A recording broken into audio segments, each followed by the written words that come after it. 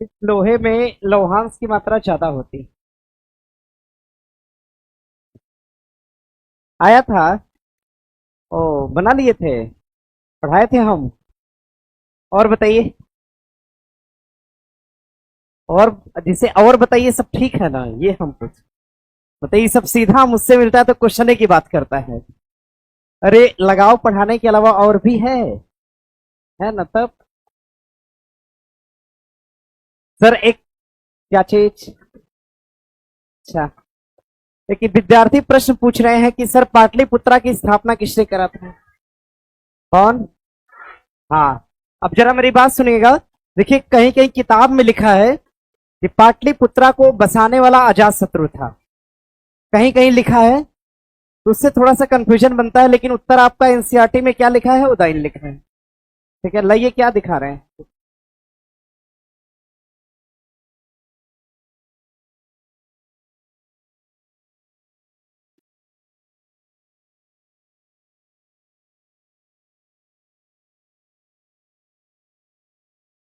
ये तो ठीक है भाई। प्रोजेक्ट चीता के तहत बोत्सवाना से लाए जाने वाले 8 चीतों को किस उद्यान में स्थानांतरित, पहले ला के रखा गया पूनो में, अब पूनो से हटा के कहां ले जाया जाएगा? गांधी। क्लियर है? किसका था ये पेपर? आपका। लीजिए, हो गया ना? लाइए लीजिए। हाँ, बिहार पुलिस का डेट आ गया, आपसे बातचीत करेंगे थोड़ा सा इस पे। चलिए सुनिएगा। आप लोग का एक प्रश्न का जवाब अभी हम दे देते हैं फिलहाल। इसका है, ये भारत में शक्तियों के विभाजन से जुड़े किसी विवाद की स्थिति में निर्णय लेने का अंतिम अधिकार किसके पास है? क्वेश्चन, क्वेश्चन किसका है? आप लोग का है।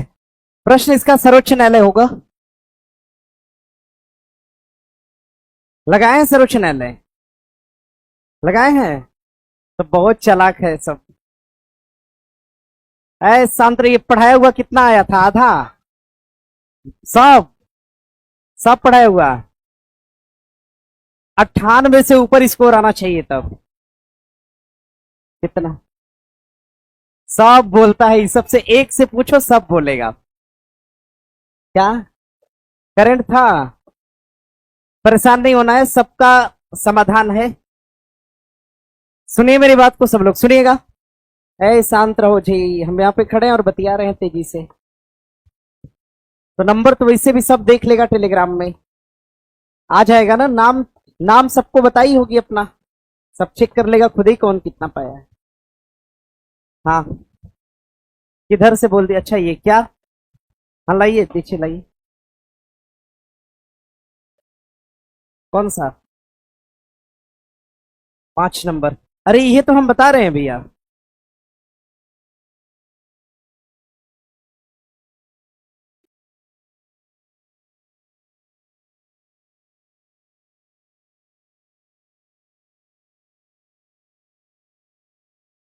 अच्छा, भारत में शक्तियों के विभाजन के संबंध में विवाद की स्थिति में निर्णय लेने का अधिकार किसको है?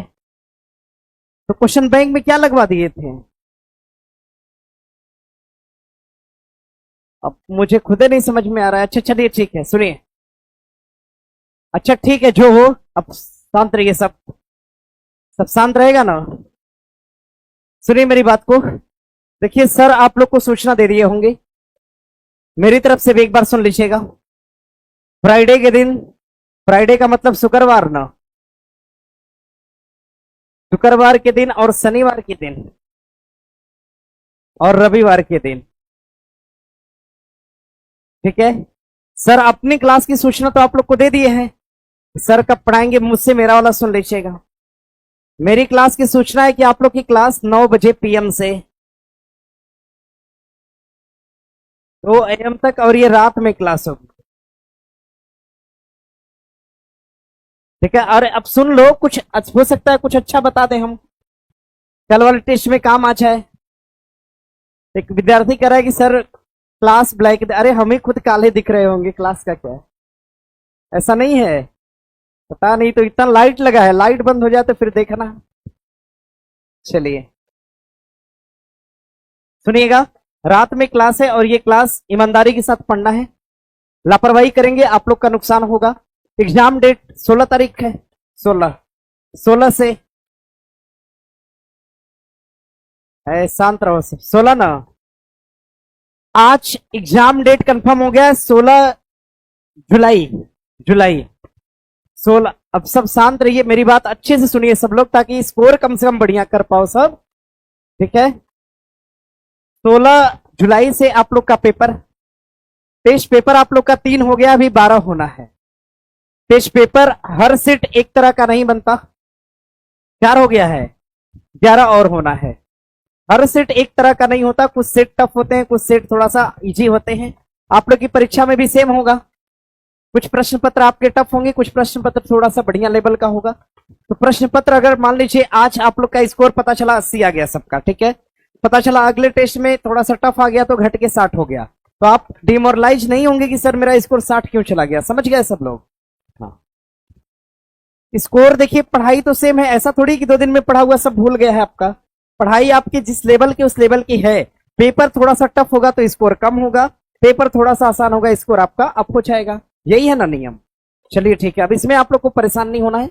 अगर हो सकता है इन द केस कल का सेट टफ हो जाए, परसों का सेट आसान, ऐसे करके टफ आसान मिलता रहे तो नंबर में उतार चढ़ाव होता रहेगा। बस प्रयास ये रहे कि जो आपने पढ़ा है वो गलत ना हो, है ना। गलती कहाँ होगी? जो हमने नहीं पढ़ा है, करंट अफेयर नहीं पढ़ा, इकोनॉमिक्स नहीं पढ़ा है, हो सकता है गलती हो सकती है। पॉलिटी तो आप पढ़ ही लेंगे आप लोग 2 दिन में, ठीक है। कल पढ़ाएंगे सर पॉलिटी, तब 2 दिन में पॉलिटी खत्म हो जाएगा, 2-3 दिन में। चलिए, एक विद्यार्थी लिख रहे हैं सर रनिंग भी करना है। रनिंग क्या, अभी रनिंग वाला तो मूर्खता हो जाएगा। अभी इस समय रनिंग जितने भी लड़के बिहार पुलिस के हैं, अगर आप लोग फिजिकल कर रहे हैं तो कोशिश करिए कि अभी के आज के समय से 1 महीना के लिए, देखिए हेल्थ को ठीक करने के लिए एक टाइम थोड़ा सा दौड़ ली, सुबह के टाइम में रन कर लिया करिए, ताकि पूरे दिन बॉडी स्फूर्ति बनी रहे शरीर में। लेकिन अब उस पर एकदम पैर रख दीजिए कि नहीं रनिंग ही करेंगे, तब तो फिर नुकसान हो जाएगा आपका। पढ़ाई ज्यादा जरूरी है, 1 महीना लगातार पढ़ाई करिए। क्वेश्चन बैंक हम मेहनत करके इसलिए पढ़ा रहे हैं ताकि 1 महीना का रिवीजन आपको मिलेगा समय रिवीजन करने के लिए। तरीका वही रहेगा, ऐसा नहीं कि मेरे साथ धोखा कर लेना कि हम बोर्ड पे लिख दिए और तुम लोग लिखो मत उसको।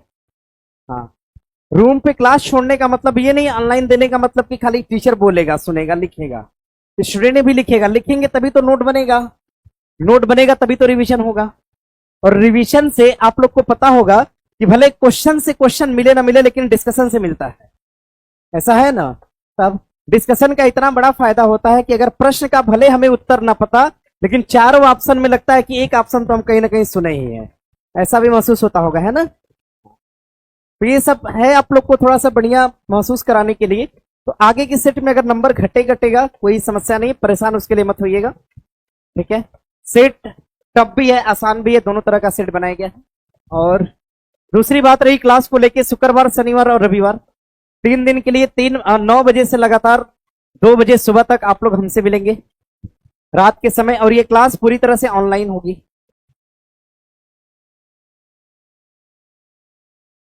क्लास ऑनलाइन, ऑफलाइन के लिए तो आप लोग का सर सिर्फ कहना चाहिए था, नहीं ऑनलाइन ठीक है, ऑनलाइन सबसे बेटर है, सबसे बढ़िया ऑनलाइन। आराम से रूम पे रहिएगा, रूम पे आराम से बैठिएगा, पंखा वंखा एसी वेसी लगाए होंगे तो चला लीजिएगा। एसी लगा है रूम में? नहीं लगाए है, पंखा भी नहीं है, है अच्छा, ठीक है। चलिए, रूम पे रहिएगा, घर पे स्वस्थ रहिएगा, बढ़िया से पढ़ते रहिएगा। खाना बना लीजिएगा, 9 बजे से पहले बना लीजिएगा। हाँ, वीडियो ऐसा है कि अगर 9 बजे से पहले आप खाली नहीं होते हैं तो ऐसा मत करिए कि खाली होंगे तभी वीडियो देखेंगे, वीडियो चला लीजिएगा, सुनाई तो देगा। हाँ, हाँ, और काम एक करिएगा कि मोबाइल दिन भर थोड़ा सा मोबाइल से दूरी बना के रखेंगे, तभी डेटा बचा रहेगा।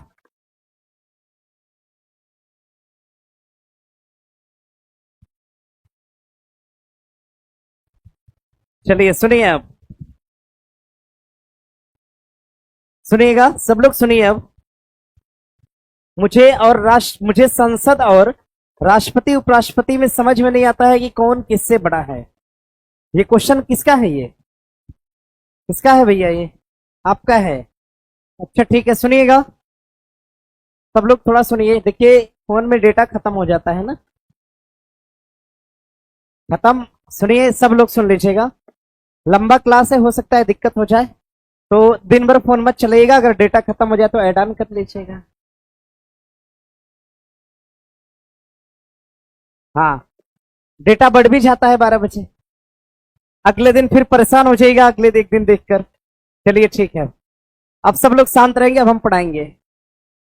क्लास की सूचना समझ में आई सबको? क्लास की सूचना अगर समझ में आ गई, क्वेश्चन बैंक दबा के रिवीजन करिएगा। ठीक है, जितना बढ़िया क्वेश्चन बैंक पढ़ के जाएंगे, आपका टेस्ट में ही एनालाइज आप कर लेंगे कि नहीं आप कितना लेवल पे हैं।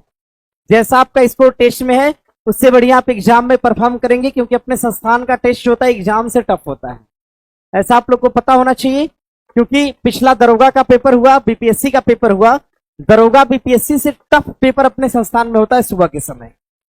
सुबह में 100 क्वेश्चन का एक सेट होता है, उसमें बहुत बढ़िया पढ़ने वाला, बहुत मतलब जो अपने आप को कहता हो कि नहीं सर हम पढ़ते हैं, वो भी 78, 70, 75 के बीच में रह जाता है। ठीक है, और वही लड़का किसी और सेट को मारता है किसी और संस्थान में, तो उसका स्कोर 95 से 98 जाता है। तो इतना का वेरिएशन है। यानी अदर संस्थान के टेस्ट से आप लोग का जो टेस्ट है लगभग 10 से 15-12 नंबर का वेरिएशन है। आप लोग सेट लगाया करिए, तो मान के चला करिए कि आप लोग अगर किसी और सेट को छूते हैं तो आपका 10 नंबर इससे क्या होगा, एक्स्ट्रा बढ़ेगा। ठीक है, क्योंकि सेट बनाते समय हम लोग खुद ही प्रयास करते हैं कुछ नए प्रश्न को रखा जाए जिससे स्टूडेंट परिचित ना हो, ताकि उसको पढ़ाने का यहाँ पे मौका मिले, उससे परिचित कराने का मौका मिले सबको। समझ गए ना सब? हाँ, चलिए ठीक है। बाकी क्लास की सूचना आप लोग को मिल गई होगी, रिवीजन प्रॉपर करते रहिएगा। 17 पेज वाला जो हम लोग लक्ष्य लेकर चले थे, शायद वो लक्ष्य बर्बाद हो गया होगा, चल रहा है। चलिए, जो 17 पेज के लक्ष्य को लेकर चल रहा है, उसके लिए सिलेक्शन में, उसके सिलेक्शन में किसी तरह का कोई हम लोग किंतु परंतु डाउट नहीं कर सकते, उसका सिलेक्शन निश्चित तौर पे होना है। समझ गए? हाँ, बाकी क्वेश्चन बैंक का जो नोट्स पढ़ रहा है उसके लिए और बढ़िया है, क्लास देखिए, नोट का रिवीजन करिए। एक तीसरी बात यह है कि आप लोग के लिए प्रश्न मैंने जो बोला था 200 प्रश्नों को मैंने छाट रखा है। ठीक है, जैसे ही शेड्यूल खाली होता है, इस हफ्ते तो शेड्यूल लग गया, आप इस सप्ताह तो कोई चांस है नहीं, आगे के सप्ताह में जैसे देखते हैं मेरा शेड्यूल कभी खाली होता है क्लास का, तो उस क्लास में हम आप लोग को उस क्वेश्चन को कराएंगे। उस क्वेश्चन को कराने का बेनिफिट यह है कि अगर आपको एग्जाम में अगर कुछ नहीं भी आ रहा है तो कम से कम 40 प्रश्न वहां से कॉपी और पेस्ट होकर आपको परीक्षा में मिलेंगे, है ना? इतना मेरा प्रयास है। मैंने आप लोग के क्वेश्चन बैंक को, आपके क्वेश्चन बैंक को मैंने 2 बार पढ़ा हुआ है। एक बार तो हम पूरा रीड मार लिए हैं, एक बार, सेकेंड बार जब हम आपको पढ़ाने आते हैं तो एक बार हम पढ़ के आते हैं, देख कर आते हैं कि कौन सा डाटा ऐसा है जो आप लोग को नया दिया जा सकता है, कौन से डेटा को करंट से अटैच किया जा सकता है। आप लोग का क्वेश्चन बैंक अप्रॉक्स हमें पूरा याद है, ठीक है ना? क्वेश्चन बैंक में 7 से अधिक प्रश्न, 7 से अधिक बार पूछा गया हो, 12 से मैक्सिमम 12 बार, मिनिमम 7 बार।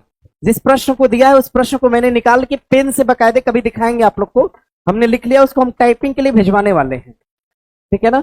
इस अगले सप्ताह में टाइप करवा देते हैं, उसके बाद एक दिन क्लास चलाएंगे और बेहतर एकदम रिस्पांस उसका होगा। और उसमें हम लगभग उसमें करंट अफेयर का ज्वलंत मुद्दा जो हो सकता है वो भी हम ऐड कर दिए, ताकि कम से कम कुछ क्वेश्चन आप लोग 2-4 तो कर ही पाए करंट अफेयर में। बाकी सर बोले ही करंट पढ़ाने के लिए, तो सर का क्लास बहुत बेहतर होता है। पिछली बार सर पढ़ाए थे करंट अफेयर, 28 पोस्ट वाले में सब मैच किया था, ऐसा यूट्यूब पे देखा था सबने। तो करंट अफेयर के लिए परेशान मत हुई, अभी कम आ रहा है नंबर, जिस दिन पढ़ा दिया जाएगा उस दिन सबसे अधिक नंबर करंट में उठेगा, है ना? चलिए सर, कॉपी का डिस्कशन करें या बुक का? 2 समय बनाइए, क्योंकि क्वेश्चन बैंक की क्लास खत्म होने के बाद आपका शाम वाला टाइम बचेगा, है ना? तो 2 सेक्शन बनाइएगा, एक सेक्शन में आप बुक से पढ़िएगा, दूसरे सेक्शन में आप नोट से पढ़िएगा। ठीक है, जरूरी नहीं कि बुक का कंटेंट नोट में कॉपी है, ऐसा तो है नहीं। आपके नोट्स का कंटेंट थोड़ा सा अलग है, करंट से जोड़ के वो मैंने पढ़ाया है। बुक का कंटेंट थोड़ा सा अलग है, मतलब हर तरीके की बात उसमें लिखी गई है। प्रयास करिएगा कि नोट्स को मैक्सिमम टाइम रिवाइज करिएगा, कोशिश रहे कि बुक को भी पर डे कम से कम जितना पेज हो पाए पढ़ ही लिया करिएगा। अरे आधा भी खत्म हो जाएगा तो बड़ी बात होगी, है ना? और आधा किताब तो हमने पढ़ा ही दिया है आप लोग को, उम्मीद है ऐसा। आधा पढ़ा दिए है ना, आधा बचा है 3 दिन में, वो भी कल से खत्म हो जाएगा, कल परसों चौथे दिन। ठीक है, आप लोग को कोई हमसे परेशानी नहीं है ना, कोई नाराज वराज नहीं है ना अंदर से? चलिए ठीक है। आप लोग पीछे वाले, पीछे वाला रहता ही होगा, हाँ है, देखो हाथ उठाया है। चलिए, अरे हमसे नाराज होके क्या मेरा बिगाड़ लेंगे आप लोग, बताइए? चलिए ठीक है, मुझसे नाराज आप लोग मत होया करिए, ठीक है। ऐसा भी है कि अपने परिवार से दूर भी आप लोग के साथ हैं, दूसरे राज्य से आप लोग की अर्थव्यवस्था में हम योगदान दे रहे हैं। अरे मेरे पढ़ाने से अर्थव्यवस्था बढ़ रही है कि नहीं? तब अरे अर्थव्यवस्था का एक आधार शिक्षा भी है, तो बताया था आपको सतत विकास लक्ष्य, तो मेरे पढ़ाने से आप लोग की शिक्षा का स्तर भी उठ रहा है। तो हम अपने राज्य की अर्थव्यवस्था को छोड़ के आप लोग के यहाँ आए हैं, तो आप लोग का कर्तव्य है कि मुझसे नाराज कभी नहीं होंगे आप लोग, ठीक है ना? चलिए, हाँ लेकिन मुझे नाराज जरूर कर दीजिएगा सब लोग, है? रोज शाम होते होते सर छोड़ दीजिए, सर पानी पीना है, ये वो दिन भर हम बढ़िया पढ़ाते हैं, साफ शाम को सब मुझे नाराज करके यहाँ से भेज देता है, कि सर गुस्साइए और जाइए सीधे घर रूम पे। बताइए, चलिए अब पढ़ेंगे ना हम लोग, ठीक है? ये समझ में आ गया क्लास का शेड्यूल बता दिए, ठीक है?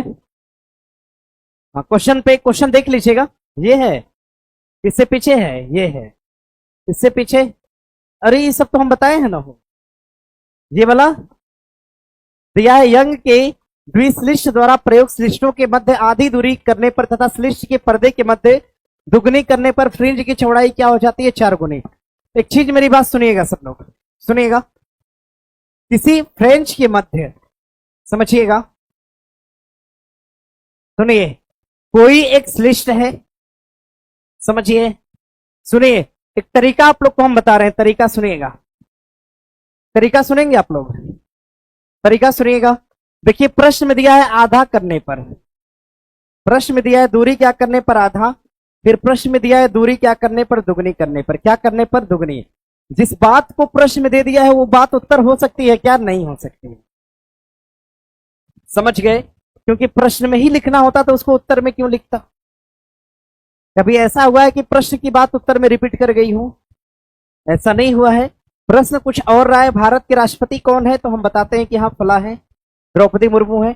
यानी प्रश्न की कोर बात यानी सेलेक्ट बात उत्तर में नहीं मिलती, इसलिए आधा और दुगुना दिया है प्रश्न में, तो इनको हम उत्तर नहीं मानेंगे।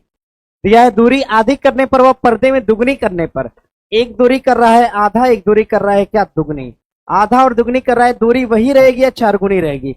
अब इसमें क्या होता है कि आपके पास 50% चांस है कि आपका क्वेश्चन सही हो सकता है।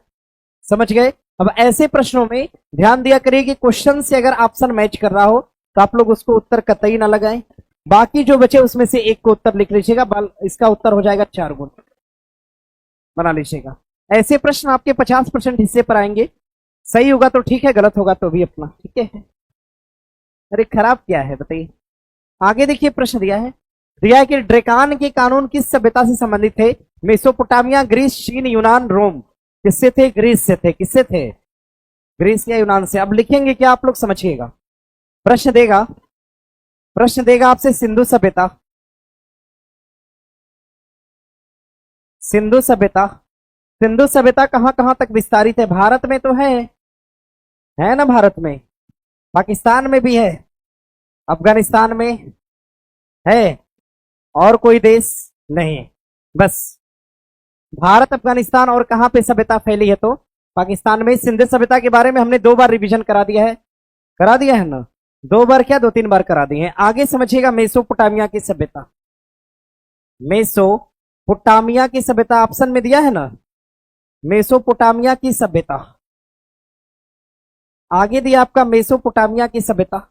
जो मेसोपोटामिया की सभ्यता, ये ध्यान रखिएगा, इराक में अवस्थित है। जैसे सिंधु सभ्यता आपने पढ़ा कि भारत, पाकिस्तान, अफगानिस्तान में है, उसी तरह से मेसोपोटामिया की सभ्यता कहां पर है? इराक में अवस्थित है। यहां से एक बात ध्यान रखिएगा, यह सभ्यता दजला और फरात नदी पर है। यह सभ्यता दजला और फरात नदी पर है। यह सभ्यता दजला और फरात नदी पर है। यह सभ्यता दजला और फरात नदी पर। देखिए भी यहां से प्रश्न बनेगा, एक तो नदी का नाम दजला, दूसरे का नाम क्या है? फरात। दजला को हम कहते हैं यूफ्रेटस, क्या बोलते हैं? यूफ्रेटस। और फरात को हम कहते हैं टिग्रिस। फरात नदी हो जाएगी टिग्रिस। यानी हम ये बात बोल सकते हैं कि मेसोपोटामिया की सभ्यता यूफ्रेटस और टिग्रिस नदी के तट पे है, ऐसा बोल सकते हैं ना? हाँ, बोल लीजिएगा। प्रश्न करेगा मेसोपोटामिया की सभ्यता का अन्य नाम क्या हो जाएगा? इस सभ्यता का अन्य नाम क्या हो जाएगा? तो सुमेरियन की सभ्यता। कौन सी? सुमेरियन की सभ्यता। मेसोपोटामिया की सभ्यता का अन्य नाम क्या हो जाएगा? तो सुमेरियन की सभ्यता है। मेसोपोटामिया की सभ्यता का अन्य नाम पूछेगा तो लिख लीजिएगा, मेसोपोटामिया की सभ्यता।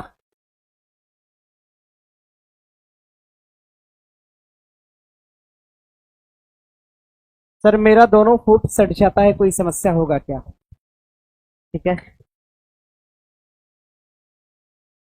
तो चलिए पहले पढ़ाई करिए 1 महीना लगातार, सारी बात छोड़कर पढ़ाई करिए, उसके बाद जो समस्या होगी उसको देखेंगे आगे। ठीक है, हाँ लिख लीजिएगा सुमेरियन की सभ्यता। मेसोपोटामिया सभ्यता का अन्य नाम क्या हो जाएगा? सुमेरियन की सभ्यता। अब यहां से एक बात ध्यान रखिएगा सब लोग, एक बात और ध्यान रखिएगा, प्रश्न करेगा आपसे मिस्र की सभ्यता। मिस्र की सभ्यता, मिस्र की सभ्यता किस नदी पर है? तो नील नदी पर है। नील नदी पर अवस्थित है। मिस्र की सभ्यता किस नदी पर है? तो कर लीजिएगा नील नदी पर है। सिंधु सभ्यता, मेसोपोटामिया और मिस्र की सभ्यता, इन तीनों सभ्यताओं से प्रश्न बना है। प्रश्न पूछेगा आपसे सभ्यताओं का पालना किस महाद्वीप को कहा गया? पढ़ाया ना भी आपको, सभ्यताओं का पालना, सभ्यताओं का पालना किसको कहा गया? तो नोट करिएगा, सभ्यताओं का पालना एशिया महाद्वीप को कहा गया।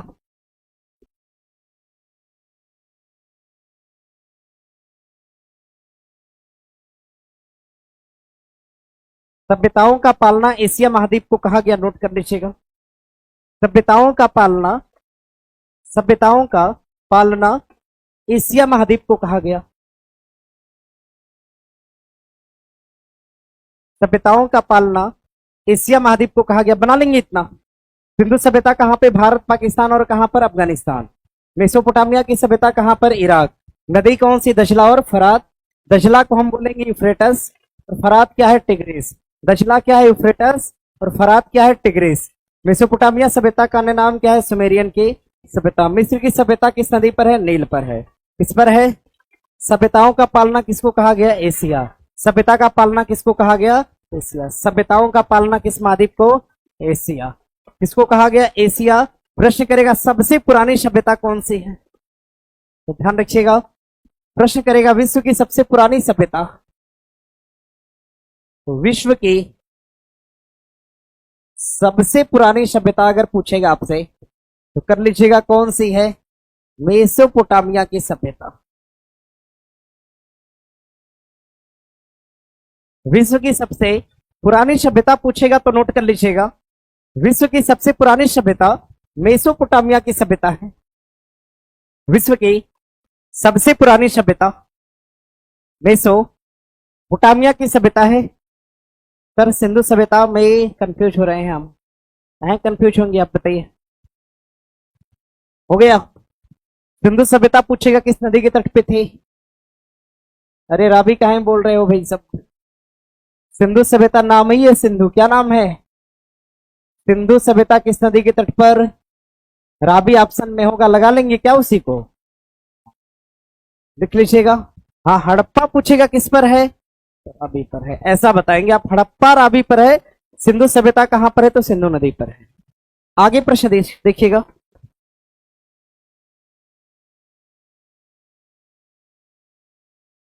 आगे प्रश्न दिया आपका, केप ऑफ गुड होप यानी उत्तमाशा अंतरिक्ष को किसने खोजा था? बार्थोलोमो डियाज। किसने खोजा? कि कहां का निवासी था? कहां का था? पुर्तगाल का था। कहां का था? स्पेनिश था, ध्यान रखिएगा। नाम था बार्थोलोमो डियाज। बार्थोलोमो डियाज ये अफ्रीका के दक्षिणी तट पर आया था। अफ्रीका के दक्षिणी तट पर आया और भारत की खोज में चला था, परंतु इसे भारत मिला नहीं मिला, परंतु इसे भारत नहीं मिला। अफ्रीका के दक्षिणी तट को हम क्या कहते हैं, ध्यान रखिएगा, इसको हम आसा अंतरीप बोलते हैं। इसको हम आसा अंतरीप बोलेंगे, या फिर इसी का नाम क्या है तो केप ऑफ गुड होप के नाम से पढ़े हैं सब आप लोग। चलिए ठीक है, हाँ इतिहास पढ़े हैं आप लोग बढ़िया से। आसा अंतरीप या केप ऑफ गुड होप के नाम से इसको हम जानते हैं, ध्यान रखिएगा। बार्थोलोमो डियास अगर प्रश्न करेगा आपसे, वास्को डिगामा जो था, भारत के लिए समुद्री मार्ग की खोज किसने करा था? भारत के लिए समुद्री मार्ग पूछेगा तो वास्को डिगामा। भारत कब आता है? 1498 में आता है। वास्को डिगामा भारत में कितनी बार आया? भारत आया था 3 बार। कितनी बार आया? 3 बार भारत आया। प्रश्न दिया था कि वास्को डिगामा जब भारत से वापस गया तो भारत की सामग्री पर उसको कितना लाभ हुआ? तो लाभ कितना हुआ? 60 गुना, 60 टाइम उसको लाभ हुआ, यानी 60 गुना का लाभ कमाया। और वास्को डिगामा जब भारत आया तो किस बंदरगाह पे आया था? कालीकट पे। और कालीकट पर उसका स्वागत किसने करा था? कालीकट के राजा कौन थे? जमुरीन। जमुरीन ने उसका क्या किया? स्वागत किया। ध्यान रखिएगा, आगे बढ़िएगा। यहां पर एक नाम दिया है कैम्ब्रेल। क्या नाम दिया है? कैम्ब्रेल। समझिए, एक जगह है जिसका नाम है कैप कैम्ब्रेल। कैप कैब्रेल एक जगह है, ध्यान रखिएगा, नासा को समर्पित है। ये जगह किसको समर्पित है? तो नासा को समर्पित है। एक जगह है कैप कैब्रेल, ये किसको समर्पित है? तो नासा को है, नासा को समर्पित एक जगह है, इसका नाम है कैप कैब्रेल। क्या नाम होगा? कैप कैब्रेल होगा। कैब्रेल आया तो मैंने बता दिया उसको, ठीक है, ध्यान रखिएगा। प्रिंस हेनरी द नेविगेटर, ध्यान रखिएगा, ये हेनरी द नेविगेटर क्या करता था? ये विश्व भर के स्थल की खोज के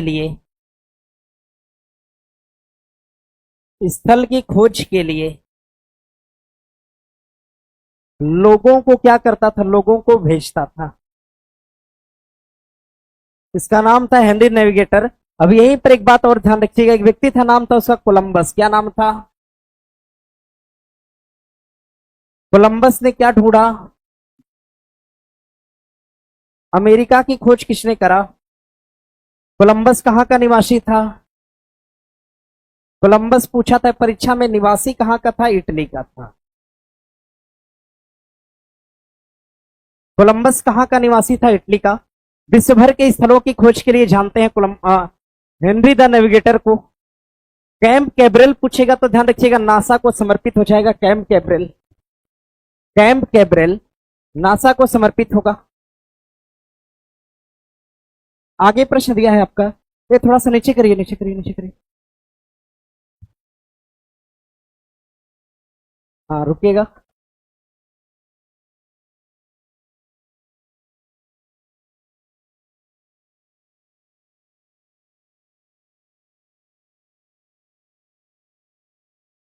ये क्वेश्चन इसको नोट करिए, ठीक है ना, पेज पे नोट करिएगा।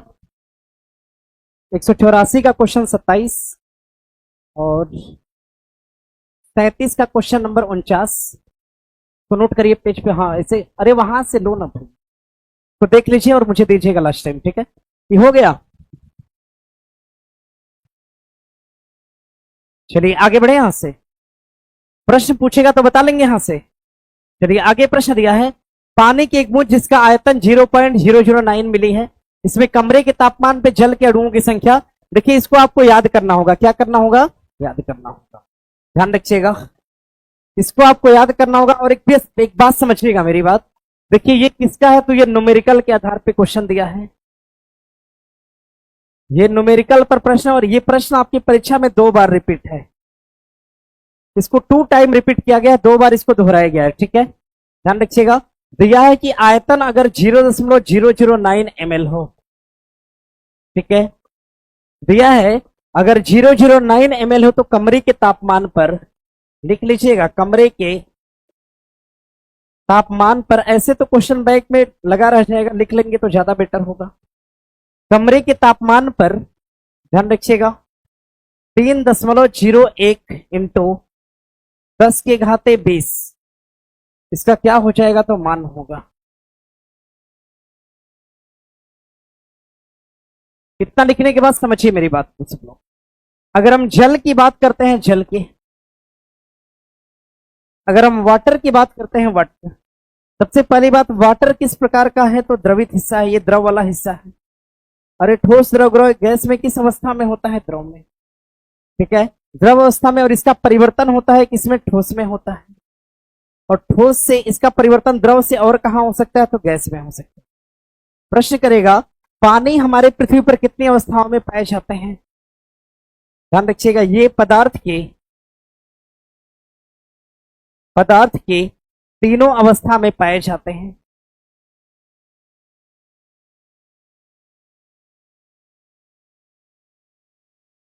ये पदार्थ के तीनों अवस्था में पाए जाते हैं। ध्यान रखिएगा, ये पदार्थ के तीनों, अरे पानी की अवस्थाएं तीनों होती है ना। पानी को जमाएंगे तो क्या बनेगा? बर्फ। बर्फ में मेल्ट होगा, पिघलेगा तो क्या बनेगा? पानी। अगर पानी को हम वाष्पित करते हैं, खौलाते हैं तो क्या बनेगा? क्या बन जाएगा? गैस बनेगा। कोई समस्या इसमें नहीं है ना? चलिए आगे बढ़ने का प्रयास करिएगा। कौन सा ऐसा पदार्थ है जो कि तीनों अवस्था में पाया जाएगा तो कौन? जल। जल को हम पदार्थ बोल सकते हैं क्या? बोल सकते हैं, कोई दिक्कत वाली बात नहीं है। ये द्रव, ठोस और गैस तीनों अवस्था में पाया जाता है, ठीक है। इकट्ठा कर लेंगे तो क्या हो जाएगा? बर्फ हो जाएगा, यानी ठोस होगा। अगर उसको मेल्ट करेंगे तो क्या होगा? द्रव हो जाएगा। और अगर इसको खौलाएंगे तो क्या होगा? वाष्पित होकर उड़ जाएगा, यानी गैस बन जाएगा। इस बात को ध्यान रखिएगा। आगे बढ़ेंगे। आगे प्रश्न दिया है आपका, chosen the correct answer of the option given with the law. दिया है she wrote a letter is the agent दिया है, द सब्जेक्ट दिया है, द प्रेडिकेट दिया है, द ऑब्जेक्ट, ठीक है। She wrote a letter is the object, क्या होगा उत्तर हमारा? द ऑब्जेक्ट होगा। ऑब्जेक्ट माने क्या होता है? वस्तु, ठीक है ना। अगर कोई पत्र लिखा गया तो किसी वस्तु के ऊपर ही लिखा गया होगा, समझ गए? बना लीजिएगा। आगे प्रश्न दिया है आपका, ये तो अंग्रेजी का थोड़ा सा कठिन है, इसको छोड़िएगा, ठीक है। आगे प्रश्न ये किताब से कहीं उठा के दिया है, कोई लाइन है उसको उठा के दिया, इसको भरना है। अब ये सब पढ़ने के लिए आपको 9-10 की बुक पढ़ना होगा, तब जाके मिलेगा, और ऐसा करना भी नहीं है। आगे प्रश्न दिया है, आगे प्रश्न, चालू खाते के लेन देन हेतु भारतीय रुपया को कब से पूर्ण परिवर्तनीय बनाया गया? 91, 94, 97 के 98? उत्तर क्या होगा? 1994 होगा। अब ध्यान रखिएगा, प्रश्न करेगा भारत में, अच्छा पढ़ाए हैं ना आपको, भारत में रुपए को रेगुलेट करने की जिम्मेदारी किसके पास है? किसके पास? आरबीआई। किसके पास? आरबीसी बोले ना, आरबीआई। ये सब आरबीआई को आरबीसी बोल रहा है।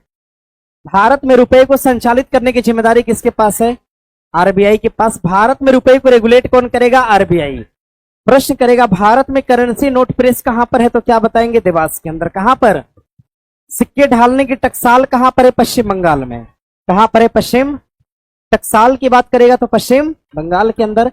टकसाल पूछेगा तो कहां पर? पश्चिम बंगाल के अंदर। और प्रश्न करेगा आपसे भारत में पूछेगा पैसे को रेगुलेट करने की जिम्मेदारी किसके पास है? किसके पास है? RBI, reserve bank of India के पास है। प्रश्न करेगा कि करेंसी नोट प्रेस को जारी कौन करता है? आरबीआई। कौन जारी करेगा? आरबीआई। प्रश्न करेगा आपसे 1 रुपए का नोट कौन जारी करता है? वित्त मंत्रालय जारी करेगा। और उस वित्त मंत्रालय वाली जारी नोट पर किसका साइन होता है? केंद्रीय वित्त सचिव। इसका सिग्नेचर है, केंद्रीय वित्त सचिव का साइन होता है। कोई समस्या इसमें नहीं है। मुद्रास्फीति और मुद्रा अवमूल्यन बताए थे आपको।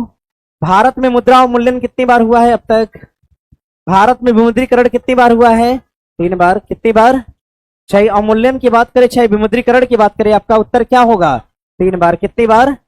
भारत में रुपए का अवमूल्यन कितनी बार? 3 बार। एक बार 1900 कब? उसके बाद 1995। सन 2016 के अंदर नोट बंद किया गया था। 16 की 17? 16। जब नोट बंद करा गया था तो ये क्या था? अवमूल्यन था कि विमुद्रीकरण था? क्या था? मुद्रीकरण। क्या हो जाएगा? विमुद्रीकरण हो जाएगा। आगे प्रश्न दिया है, मीराबाई किस काल की कवि थी? भक्ति काल। किस काल की? पढ़ाया था मैंने आपको कि जो भक्ति काल है, भक्ति काल को कितने हिस्से में बांटा गया है? नहीं बताए थे? भक्ति काल को कितने हिस्से में?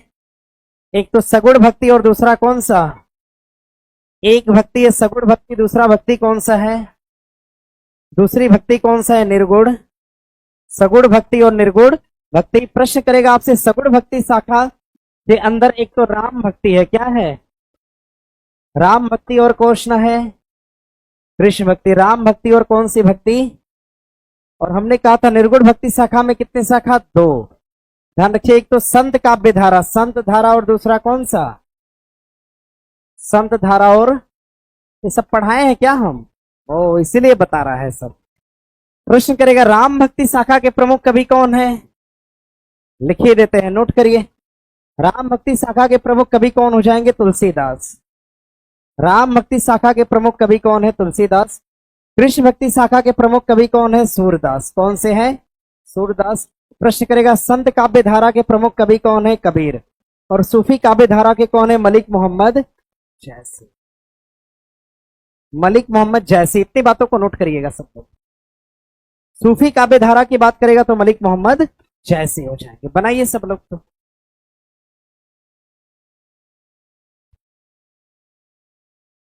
सूफी काव्य धारा कर लीजिएगा मलिक मोहम्मद जैसी। राम भक्ति का पूछेगा तो बता देंगे, ठीक है। चलिए नोट कर लीजिएगा। बहुत सारे स्टूडेंट, एक विद्यार्थी लिखे हैं कि सर मेरा स्कोर 55 से प्लस हो रहा है, लेकिन इंग्लिश का प्रश्न बनाने में दिक्कत हो रहा है। चलिए ठीक है, चलिए कोई बात नहीं, एक ज्यादा नहीं होता एग्जाम में, ठीक है। बेसिक बेसिक क्वेश्चन तो अब समय मिलने का है, क्वेश्चन बैंक मुझे खत्म करने दीजिए, तब कुछ हम विचार कर पाएंगे आगे की चीजों के लिए, है ना। चलिए हो गया इतना। यहां से देखिए हम पढ़ाए थे, यहां से 3 प्रश्न बने हैं अब तक। एक तो सबसे पहले बना था तो हम पढ़ा दिए थे, बीच में और आया था मलिक मोहम्मद जैसी के नाम पर, दिया था कि निम्नलिखित में से सूफी कवि कौन है, तो आपने बताया था ना मलिक मोहम्मद जैसी। एक प्रश्न फिर बना था, आज एक तीसरा प्रश्न आज बना है फिर। तो जो कृष्ण भक्ति शाखा है इसमें सूरदास के साथ और कौन थे? मीराबाई। सूरदास के साथ कौन है? मीराबाई है। सूरदास के साथ हो जाएंगे मीराबाई। हाँ लिखिएगा, रसखान भी है। कौन है? सूरदास, मीराबाई और रसखान। राम भक्ति शाखा के प्रमुख कवि हो जाएंगे तुलसीदास। तुलसीदास के साथ होंगे इसमें वाल्मीकि भी, वाल्मीकि भी हो जाएंगे, ध्यान रखिएगा। एक बात मैंने कल आपको बताया था, रामचरितमानस पढ़ाया था। एक बात है रामचरितमानस, एक तो है रामचरितमानस और एक दूसरी बात ध्यान रखिएगा खाली रामचरित। खाली रामचरित और रामचरितमानस, इन दोनों में क्या है? फर्क है ना फर्क? फर्क है तो फर्क बना के रखिएगा। रामचरितमानस और दूसरा है रामचरित केवल। रामचरितमानस की अगर हम बात करते हैं तो तुलसीदास, क्या होगा? तुलसीदास। रामचरितमानस तुलसीदास। और खाली रामचरित की बात करेंगे तो कौन हो जाएंगे? संध्याकर नंदी। कौन है? संध्याकर नंदी। कबीरदास कौन बोला है अब बताओ मुझे, पहले उसको टेबल पे खड़ा करें, उसी टेबल पे जहां पे बैठा है। प्रेमचंद बोली थी, तो कौन सा सही बोल दिया प्रेमचंद बोल के? चलिए ये सब देखो, आगे बैठने वाला किसी काम का नहीं है जी।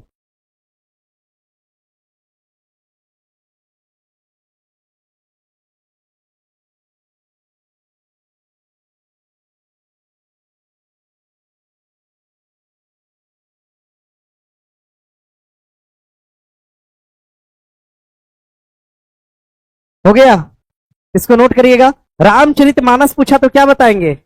रामचरित संध्याकर नंदी।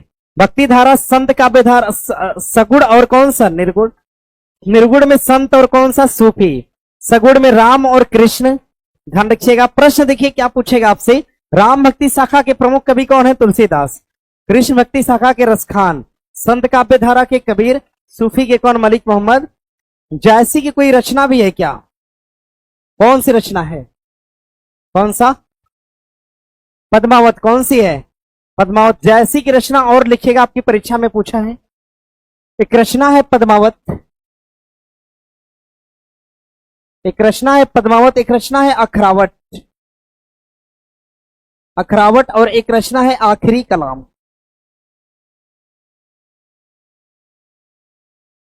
एक रचना हो जाएगा आखिरी कलाम। पद्मावत, अखरावट और आखिरी कलाम। पद्मावत, अखरावट और आखिरी कलाम, ये 3 रचनाएं हैं। ये रचना हो जाएगी किसकी, तो ध्यान रखिएगा मलिक मोहम्मद जैसी की। कबीर के बारे में तो आपको मैंने बताया है, कबीर की रचनाओं के बारे में बताया मैंने। साखी सबद रमैनी ग्रंथ की रचना अनु ने की, ऐसा मैंने बताया था। प्रश्न पूछा भी था कि कबीर की रचनाओं का संकलन क्या कहलाता है, तो बीजक। क्या कहलाएगा, साखी सबद रमैनी और तीनों ग्रंथ को जोड़ेंगे तो क्या बनेगा, बीजक। कबीर की रचनाओं का संकलन किसने करा था, धर्मदास ने। किसने किया था, पढ़ाए हैं हम सारा कुछ। अनुराग सागर किसकी रचना है, अखरावट। आखिरी कलाम क्या, अरे इसकी रचना मलिक मोहम्मद जैसी कर रहे हैं, लिखिएगा इसकी रचना कौन कर रहा है, तो मलिक मोहम्मद जैसी। ये देखो, ये सबको तब पता है कि पद्मावत नहीं पता था, तभी हमसे सब पूछ रहा है, तो काहे नहीं कर लिए तब सब फिर। चलिए नोट कर लीजिएगा। आगे प्रश्न दिया है अंग्रेजी का है, देख लीजिएगा एक बार आप लोग। ये भी दरअसल छोड़ इसलिए रहे हैं ना कि कुछ क्वेश्चन ऐसा है जो कि किसी न किसी लेसन से पूछ दिया है। लेसन वाला तो जब लेसन पढ़ेंगे किताब लाकर तब तो बना पाएंगे।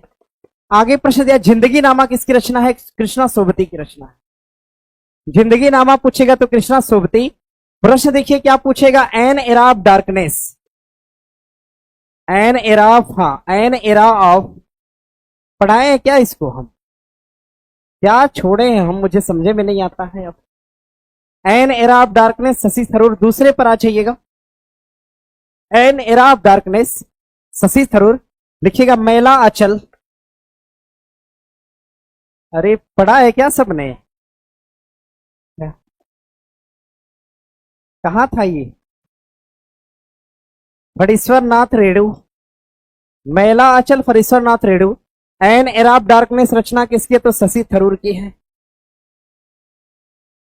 शशि थरूर की रचना हो जाएगी। ध्यान रखिएगा एक रचना और है अरुंधति राय की, the god of small thing, the god of, the god of small thing, the god of small thing रचना किसकी है, तो लिखिएगा अरुंधति राय की रचना है।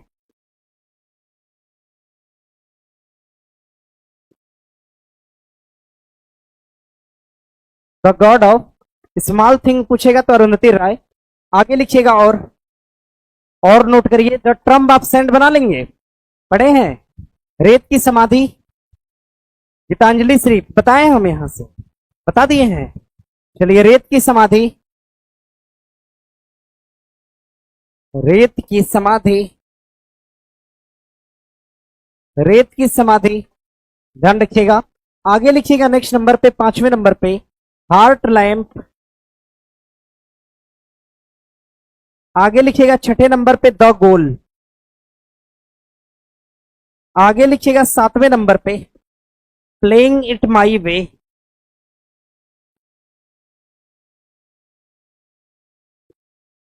आगे लिखिएगा नेक्स्ट 8वें नंबर पर, 8वें नंबर पे लिखिएगा प्रधानमंत्री जी ने, ध्यान रखिएगा, कक्षा 10 और 12 की परीक्षा देने वालों के लिए किताब लिखा था, नाम क्या था उसका, नहीं बताएंगे। Exam warriors. एक रचना और लिखिएगा, संविधान संस्कृति और राष्ट्र।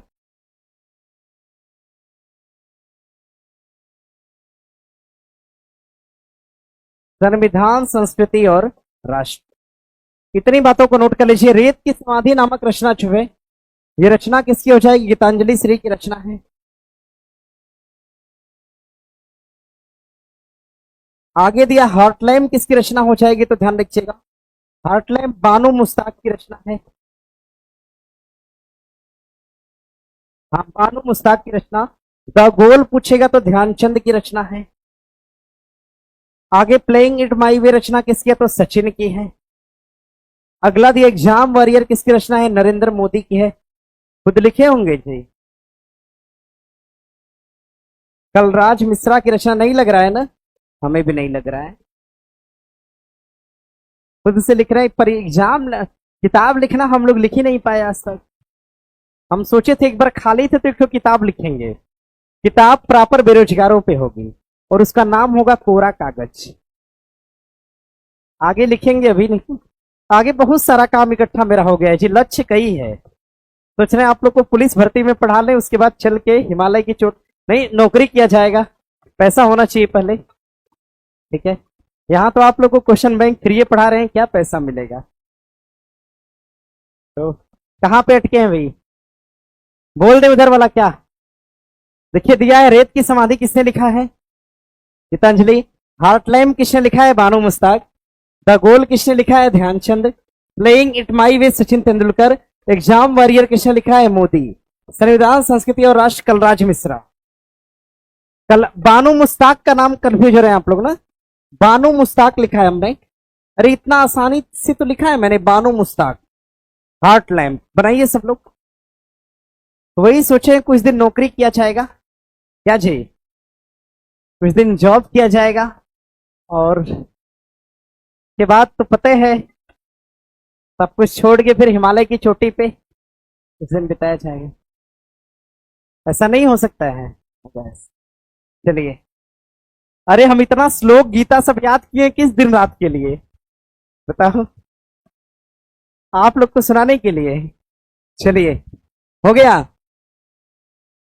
हो गया। चलिए आगे बढ़ेंगे यहां से। गुणसूत्र ये हो गया भैया ना सबका? आगे प्रश्न दिया, गुणसूत्र जिसमें गुणसूत्र बिंदु अनुपस्थित होता है उसे हम कहते हैं एसेंट्रिक। क्या नाम देते हैं? एसेंट्रिक। क्या नाम देंगे? अनुपस्थित होगा तो क्या होगा? एसेंट्रिक। क्या होगा? और अगर उपस्थित होगा तो इस लाइन को लिखिएगा, उपस्थित होगा तो क्या होगा? मेटासेंट्रिक होगा। नोट करिए, उपस्थित होगा तो क्या होगा? मेटासेंट्रिक। प्रश्न करेगा, मानव शरीर में जो गुणसूत्र है, मानव शरीर में गुणसूत्र की जो संख्या है कितना हो जाएगा? अरे कितना है? 43, सॉरी 46। और जोड़ी पूछेगा तो कितना बताएंगे? जोड़ी में कितना है? पढ़ाया था ना आपको। आगे प्रश्न दिया है, राष्ट्रीय राजमार्ग की भारत में राज्यवार लंबाई के आधार पर राज्य का राष्ट्रीय राजमार्गों की लंबाई में सबसे अधिक स्थान है। सुनिएगा, राजमार्ग की लंबाई में सबसे टॉप पे कौन सा है? उत्तर प्रदेश है, बना लीजिएगा। राजमार्गों की लंबाई में सबसे टॉप पे कौन सा है? उत्तर प्रदेश। अब देखिए प्रश्न क्या पूछेगा, सुनिए सब लोग। प्रश्न करेगा आपसे, सागरमाला परियोजना पढ़ाए हैं? भारतमाला परियोजना पढ़ाए हैं? नहीं बताए हैं? चलिए नोट करिएगा, नोट करिएगा, सागरमाला परियोजना।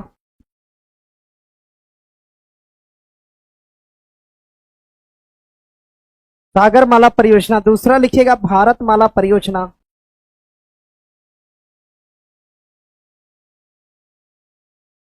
भारतमाला परियोजना। एक तो सागरमाला होगा, दूसरा कौन सा? भारतमाला परियोजना होगा। तीसरा हो जाएगा स्वर्णिम त्रिकोण, स्वर्णिम चतुर्भुज, स्वर्णिम चतुर्भुज। और आगे चौथा हो जाएगा स्वर्णिम त्रिकोण, स्वर्णिम त्रिकोण हो जाएगा। समझ गए सब लोग? आगे हो जाएगा स्वर्णिम त्रिकोण। सागरमाला की बात करेंगे, इसका संबंध किससे हो जाएगा? तो बंदरगाह से होगा। भारतमाला का संबंध किससे हो जाएगा? राजमार्ग से होगा। स्वर्णिम त्रिकोण कितने स्थान को जोड़ेगा? 4। ये 4 स्थान कौन से हैं? ध्यान रखिएगा, 4 स्थान को जोड़ेगा। किसको? तो दिल्ली को जोड़ेगा, दिल्ली को। किससे जोड़ेगा? कोलकाता से। किससे? कोलकाता से। फिर दिल्ली को जोड़ेगा किससे? मुंबई से। किससे? अब मुंबई को किससे जोड़ेगा? चेन्नई से। किससे जोड़ेगा? चेन्नई। बना लीजिएगा, चारों स्थान जुड़ा। स्वर्णिम त्रिकोण की अगर हम बात करते हैं तो स्वर्णिम त्रिकोण जोड़ेगा किसको? तो ध्यान रखिएगा, ये जोड़ेगा, एक शहर हो जाएगा दिल्ली, दिल्ली को जोड़ेगा आगरा से, और आगरा को जोड़ेगा किससे? जयपुर से जोड़ेगा। और तीनों शहर आपस में जुड़ जाएंगे, दिल्ली, आगरा और जयपुर। दिल्ली, आगरा और जयपुर।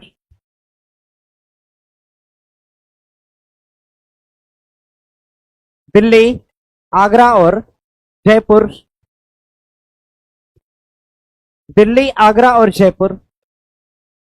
हाँ, एक चीज क्या क्या हट जाए? एक चीज और ध्यान रखिएगा, एक व्यक्ति बोल रहे हैं कि सर टेस्ट में आपको मिस कर रहे थे, पता नहीं ऊपर से बोल रहे हो गए। चलिए ये हो गया। देखिए सुनिए मेरी बात को। देखिए आपके एग्जाम में जो उत्तर की बना उसमें तो उत्तर दे दिया है आपका उत्तर प्रदेश। क्या दे दिया है? उत्तर प्रदेश। लेकिन समझिएगा, सुनिए मेरी बात को। अगर एनसीईआरटी के अनुसार आप चाहते हैं, एनसीईआरटी के अनुसार इसमें सबसे पहला नंबर किसका है? तो महाराष्ट्र का। और हम थ्योरी पढ़ाएंगे तो आपको महाराष्ट्र ही बताएंगे। दूसरा स्थान किसका है? समझ गए सब लोग, है ना? आपकी परीक्षा में आंसर की में यही दिया है, इसको देख लीजिएगा। क्या किया जा सकता है भाई? चलिए आगे बढ़ेंगे। अगला प्रश्न दिया है, सागरमाला बता लेंगे? सागरमाला परियोजना किससे? बंदरगाह से। भारतमाला राजमार्ग से। स्वर्णिम चतुर्भुज चार शहर, शहर कौन सा? दिल्ली, कोलकाता, मुंबई, चेन्नई। दिल्ली, कोलकाता, मुंबई, चेन्नई। देखिए याद नहीं करना है, आराम से दिल्ली लिखेंगे सब बन जाएगा, है ना? सभी बड़े शहर हैं। दिल्ली के बाद नीचे क्या है? मुंबई। उसके बाद चेन्नई और कौन सा? कोलकाता। अब जरा सा इधर आइएगा, स्वर्णिम त्रिकोण की बात करेंगे, दिल्ली, आगरा और जयपुर। दिल्ली, आगरा और जयपुर। दिल्ली, आगरा और कौन सा? जयपुर। ठीक है चलिए। ऐप अपडेट हुआ है क्या? चाहिए उसमें कम करने का ऑप्शन नहीं है क्वालिटी? अच्छा ये बात है। ओहो। चलिए आगे प्रश्न, सूचकांक के बारे में कौन सा सही नहीं है? सूचकांक एक विशेष प्रकार का माध्यम है। सूचकांक सापेक्षिक परिवर्तन को मापता है, सूचकांक निरपेक्ष परिवर्तन को मापता है। किसको मापेगा? निरपेक्ष परिवर्तन को मापता है, ध्यान रखिएगा। निरपेक्ष परिवर्तन को क्या करता है? मापता है। हो गया। अच्छा एक सेकेंड यार, सूचकांक के लिए कौन सा सही नहीं? सूचकांक निरपेक्ष परिवर्तन को क्या करेगा? मापेगा। क्योंकि भैया निरपेक्ष परिवर्तन क्यों मापेंगे? अगर हमें चेक करना है आप सभी लोगों का, तो हम कौन सा रेट चेक करते हैं? Progress rate. क्या देखते हैं हम? अगर आप लोग को मुझे जांचना है तो हम क्या जांचेंगे? प्रोग्रेस का रेट जांचेंगे। हम प्रतिशत या अनुपात जांच सकते हैं, सापेक्षिक परिवर्तन जांच सकते हैं, विशेष प्रकार का माध्यम हो सकता है ये। जैसे आपने पढ़ा होगा कि मानव विकास सूचकांक, ऐसा पढ़ा है? ठीक है। जैसे आपने पढ़ा होगा मानव विकास सूचकांक, मानव विकास सूचकांक, मानव विकास सूचकांक आपने पढ़ा होगा, मानव विकास सूचकांक। और इस तरह के मानव विकास सूचकांक में भारत का स्थान भी पढ़ा होगा। कितना है? 130। प्रश्न करेगा आपसे, प्रेस स्वतंत्रता सूचकांक आपने पढ़ा होगा। पढ़ा है सबने? नहीं पढ़ा है? प्रेस स्वतंत्रता में भारत का स्थान कितना है? 151। आपने सुना होगा जलवायु परिवर्तन सूचकांक, जलवायु परिवर्तन सूचकांक आपने सुना होगा। जलवायु परिवर्तन सूचकांक में स्थान क्या हो जाएगा? तो 10 हो जाएगा। प्रश्न आपने सुना होगा पर्यावरण, पर्यावरण संबंधी सूचकांक,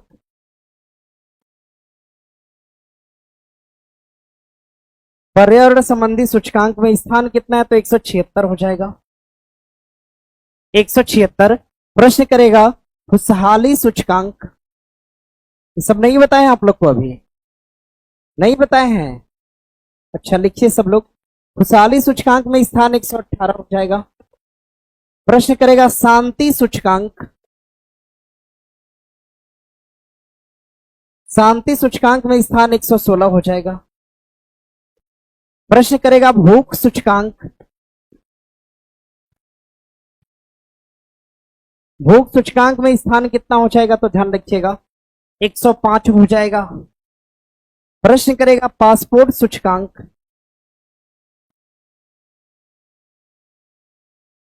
पासपोर्ट सूचकांक में स्थान कितना है? तो 85वां हो जाएगा। पासपोर्ट में स्थान पूछेगा तो 85वां। प्रेस में सर 159 होगा। नहीं भैया आप सुधार कर लीजिएगा। अब सुधर के कितना हो गया? 151 हो गया है। प्रेस क्या?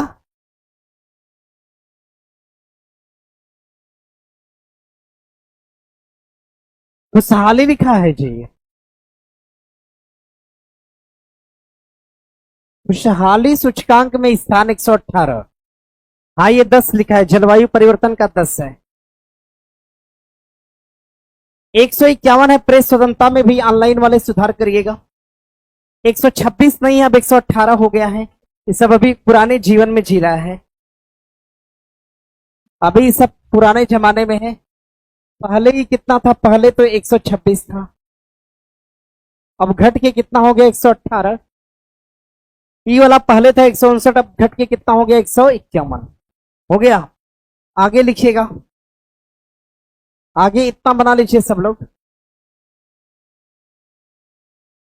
इतना बना लीजिएगा, यहां से एग्जाम में प्रश्न आने के चांस हो सकते हैं। हाँ हाँ, बोल दे रहे हैं, सुनिएगा।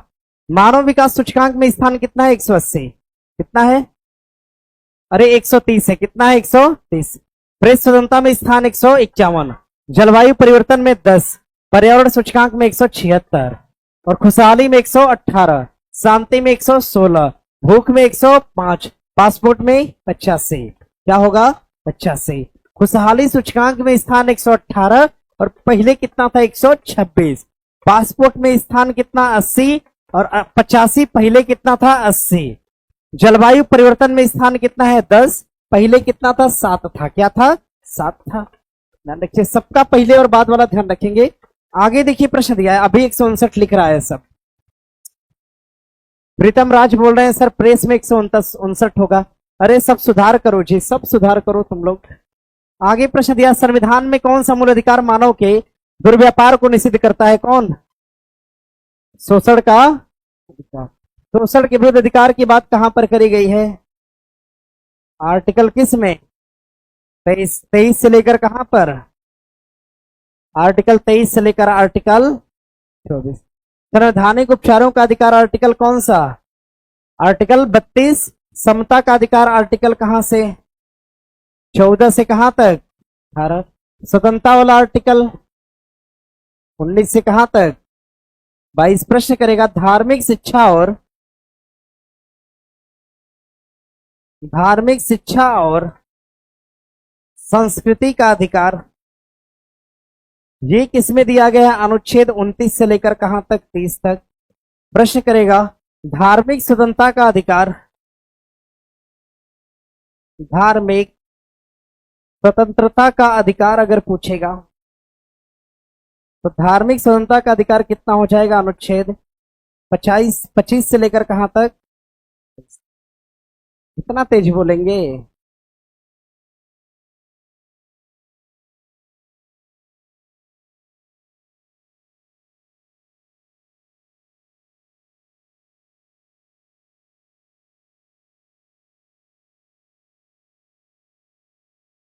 प्रिंस कुमार कह रहे हैं कि सर सूचकांक की सब क्या होता है।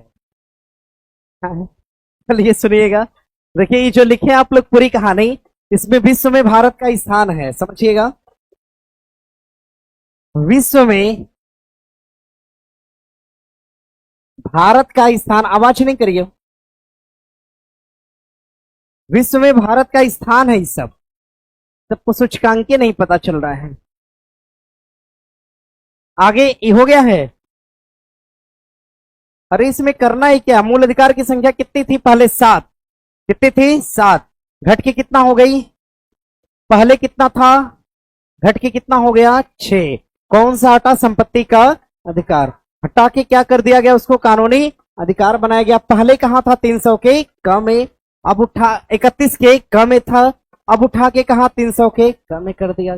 पहले किस भाग में था, 3 में, परंतु अब उठा के कहां कर दिया गया, भाग नंबर। सब पढ़ाए है ना, चलिए ठीक।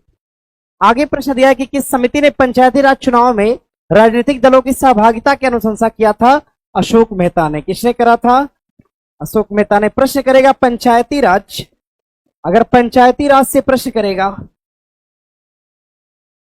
अगर पंचायती राज से प्रश्न बनेगा, आपकी परीक्षा में क्या क्या पूछा है सब समझिएगा। पंचायती राज से प्रश्न बनेगा, भारत में स्थानीय स्वशासन, भारत में स्थानीय स्वशासन की शुरुआत किसके समय करा गया था? रिपन के समय। किसके समय? रिपन के समय। प्रश्न करेगा आपसे, भारत में आधुनिक पंचायती राज के जनक कौन हो जाएंगे? हाँ, आधुनिक पंचायती राज के जनक अगर पूछेगा, आपको पढ़ाया है हमने, है ना, कौन हो जाएंगे? राजीव गांधी हैं। आधुनिक पंचायती राज के जनक कौन है? राजीव गांधी। भारत में आधुनिक पंचायती राज के जनक कौन है? राजीव गांधी। प्रश्न करेगा आपसे, प्रश्न करेगा, भारत में बलवंत राय मेहता समिति की सिफारिश पर, मेहता की सिफारिश पर, 2 अक्टूबर को, है ना जी, 1959 को नागौर में पंचायत लागू किया गया। नागौर में पंचायत को लागू किया गया बलवंत राय मेहता समिति की सिफारिश पर। समझिएगा, पंचायती राज के लिए ध्यान रखिएगा, कौन सी अनुसूची जिम्मेदार है, कौन सा भाग जिम्मेदार है, डीपीएसपी में कौन सा अनुच्छेद है पंचायत के लिए। प्रश्न करेगा, संविधान में कौन सा अनुच्छेद पंचायत को दिखाएगा? ध्यान रखिएगा, समझिए, अनुसूची पूछेगा कौन सी जिम्मेदार है? 11। भाग कौन सा है? तो 9 है। डीपीएसपी में कौन सा अनुच्छेद है? 40 है। लेकिन संविधान में अनुच्छेद 243, कौन सा?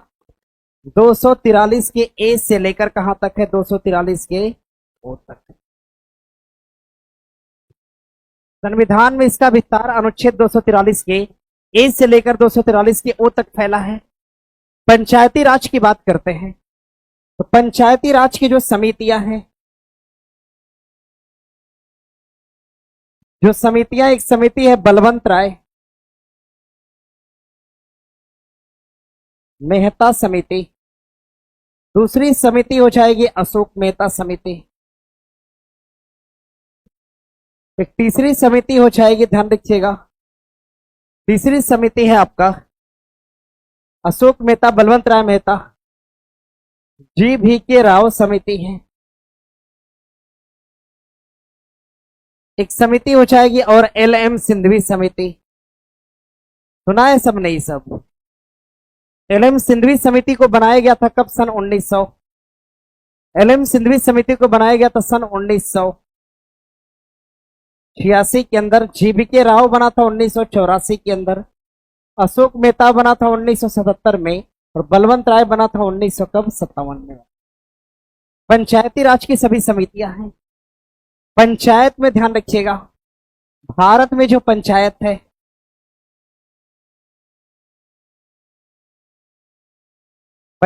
है, इसको 73वां संशोधन 1992 द्वारा लागू किया गया। 73वां संशोधन 1992 द्वारा लागू कर दिया गया। प्रश्न करेगा आपसे, पंचायत में कुल विषय की संख्या कितनी हो जाएगी? पंचायती राज में अगर विषय पूछेगा आपसे, विषय की संख्या कितनी हो जाएगी? तो 29 हो जाएगी। पंचायती राज में विषय की संख्या कितनी है? 29 है। पंचायती राज कितने स्तर का है भारत में? तो भारत में पंचायती राज का स्तर कितना है? 3 स्तर।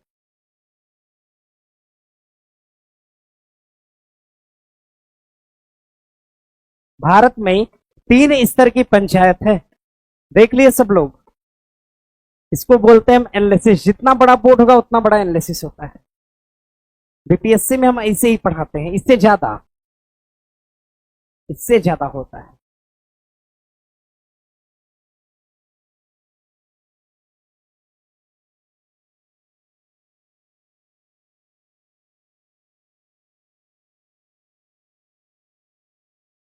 बस आवाज नहीं करिएगा, बाकी सब जायज है एकदम।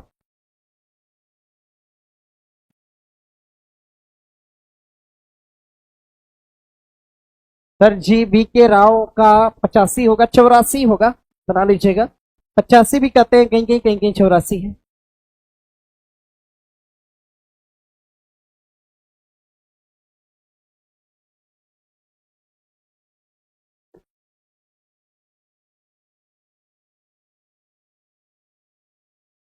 सर डीपीएसपी क्या है? अच्छा, डीपीएसपी क्या है ये तो मुझे पता नहीं है, पता होता तो बता देते हैं। कल पढ़ के आएंगे तो बताएंगे इसको।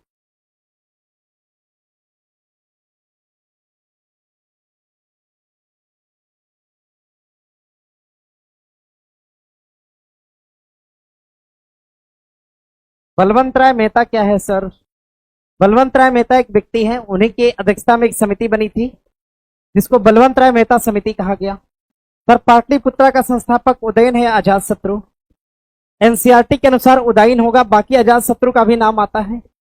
जहां अजात शत्रु का नाम आता है वहां यह कहा जाता है कि पाटलिपुत्रा को राजधानी बनाया था उदयन ने, लेकिन स्थापित किया था अजात शत्रु ने। ऐसा ठीक नहीं है, प्रमाणित नहीं है हर जगह पे। एनसीईआरटी के अनुसार उत्तर आपका उदयन होगा। बिहार पुलिस के अनुसार उत्तर आपका क्या होगा? उदयन होगा। समझ गए? चलिए आगे बढ़ा जाए।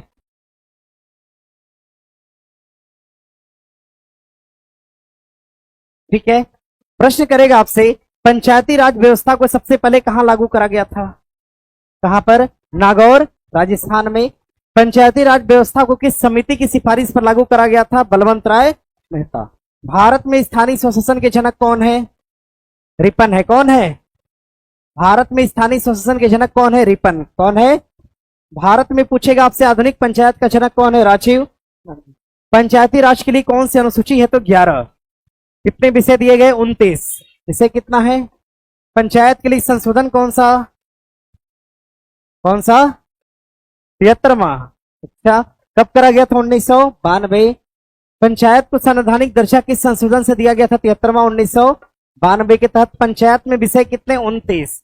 बलवंत राय मेहता। बलवंत राय मेहता ने कितना विचार दिया था? 3 स्तर की 2 स्तर। और अशोक मेहता ने कितना दिया था? 2 स्तर। ध्यान रखिए, बलवंत राय मेहता के नाम में कितना वर्ड है? 3 है। 3 था इसलिए विचार भी कितना था? 3। अशोक मेहता में कितना है? 2, इसलिए अशोक मेहता का विचार कितना था? 2। ध्यान रखिएगा, अशोक मेहता ने किस तरह के पंचायत का विचार दिया था? 2 स्तर। बलवंत राय मेहता ने 3 स्तर। पंचायत के लिए संविधान की मांग किसने करा था? एलएम सिंधवी ने। स्थानीय शासन रिपन। आधुनिक पंचायत राजीव गांधी। पंचायत को भारत में 2 अक्टूबर 1959 को कहां लागू किया गया? नागौर के, राजस्थान में। ध्यान रखिएगा, अनुसूची पूछेगा तो 11, भाग पूछेगा 9, डीपीएसपी पूछेगा तो 40। संविधान में 243 के ए से लेकर कहां तक? ओ तक। पंचायत को किस संशोधन द्वारा संशोधित किया गया था? 73वां 1992। पंचायती राज में विषय कितने? 29। पंचायत का स्तर का? 3 स्तर का। सब आसान है। आगे प्रश्न। प्रश्न, किसने राज्य को पृथ्वी पर ईश्वर का अवतार माना है? हेगल ने माना है। ध्यान रखिएगा, हेगल ने कहा। इसको याद करना होगा, परिभाषा है ना, कक्षा 9 में दिया है आपका। हेगल की परिभाषा है, राज्य पृथ्वी पर, राज्य को पृथ्वी पर ईश्वर का अवतार माना। किसने माना? हेगल ने माना। ठीक है, किसने कहा था कि मैं ही राज्य हूं? मैं ही राज्य हूं, ये नारा दिया गया था कब?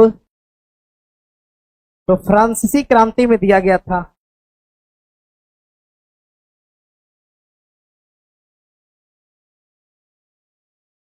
फ्रांसीसी क्रांति के दौरान नारा दिया गया था। और मैं ही राज्य हूं, लुईस 16वां नहीं था, एक बार देख लीजिएगा। 14वां है कि 15वां?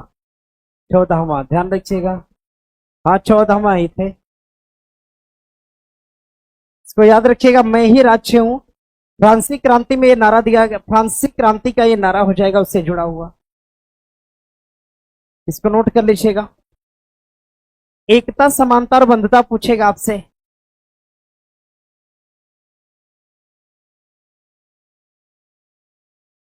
एकता, समानता और बंधुता का नारा किसने दिया था? फ्रांस ने दिया था। आगे प्रश्न दिया है,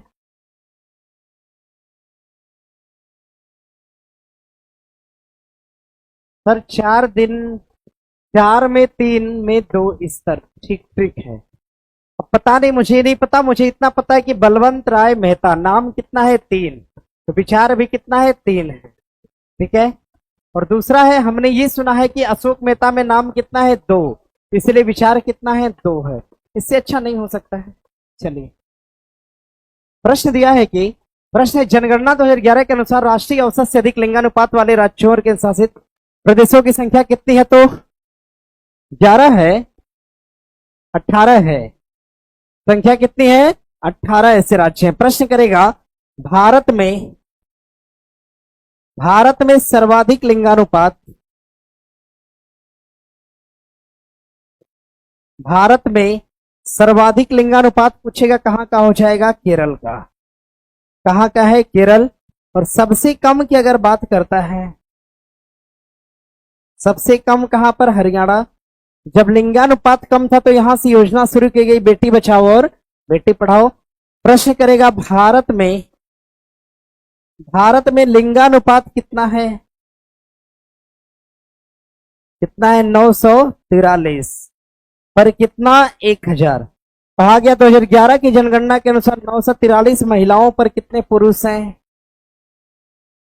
पुरुषों की संख्या कितनी है? तो 1000। ध्यान रखिएगा, नोट कर लीजिए। 943 महिलाएं हैं और 1000 पुरुष हैं। आगे बढ़िएगा, आगे प्रश्न दिया है,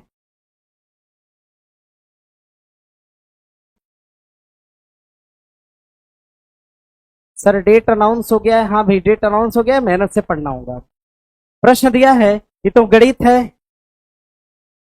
आगे, इनमें से कौन स्वतंत्रता को अधिकारों के उत्पाद के रूप में देखता है? लास्की।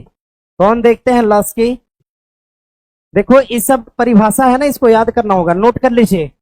लिखिएगा, स्वतंत्रता को 5-6 परिभाषा लिखिए, तो जो आगे एग्जाम में पूछा है। स्वतंत्रता को अधिकार के उत्पाद के रूप में देखा।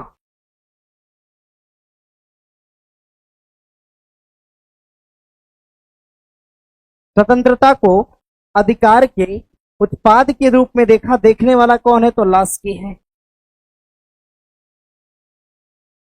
लास्की ने स्वतंत्रता को अधिकार के उत्पाद के रूप में देखने वाला कौन है? लास्की है। ध्यान रखिएगा, समानता का जो विचार था,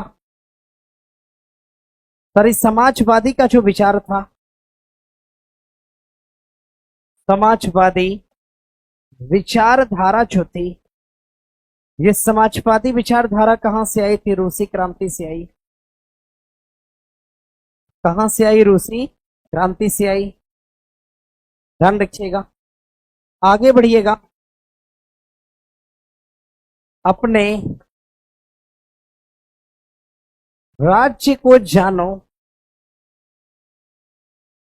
ये नारा किसने दिया था? हिटलर ने दिया था। अपने राज्य को जानो, ये बात किसने कहा था? तो हिटलर ने कहा था। स्वतंत्रता के अधिकार को उत्पाद के रूप में देखने वाला कौन है? लास्की है। प्रश्न करेगा, समाजवादी विचारधारा कहां से? रूसी क्रांति से। अपने राज्य को जानो नारा किसने दिया था? हिटलर ने दिया था। किसने दिया था? हिटलर ने। हिटलर कहां का राजा था? जर्मनी का था। हिटलर था आपका जर्मनी का। हिटलर कहां का राजा था? जर्मनी का। प्रश्न करेगा, एक प्रश्न और बनेगा आपसे यहीं से। प्रश्न करेगा, इटली में पुनर्जागरण की शुरुआत,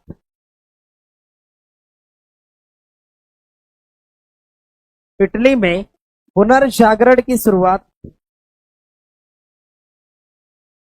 इटली में पुनर्जागरण की जो शुरुआत है, इटली में पुनर्जागरण की शुरुआत ये किसके द्वारा किया गया? तो ध्यान रखिएगा, ये पेट्रार्क द्वारा किया गया। कैसे लिखे हम पेट्रार्क?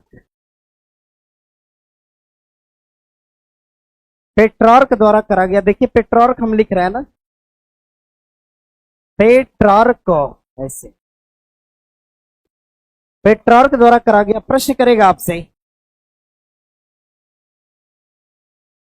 इटली में फांसीवाद के जनक,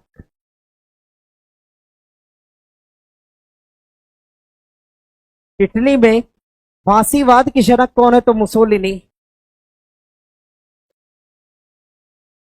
मुसोलिनी। जर्मनी में नाजी सरकार की स्थापना किसने करा था? पढ़ाया था हमने ना आपको, क्वेश्चन था भी पीछे। नाजी सरकार को बनाने वाला कौन था? हिटलर था। जर्मनी में नाजी सरकार की स्थापना किसने करा? तो हिटलर ने किया।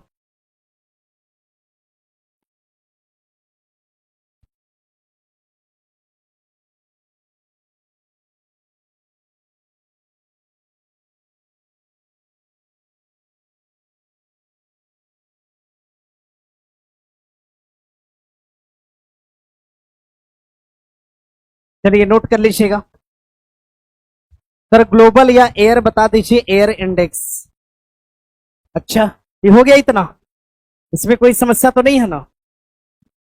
इटली में फांसीवाद पूछेगा तो क्या बताएंगे? मुसोलिनी। इटली में पुनर्जागरण पूछेगा तो पेट्रार्क। अपने राज्य को जानो, हिटलर।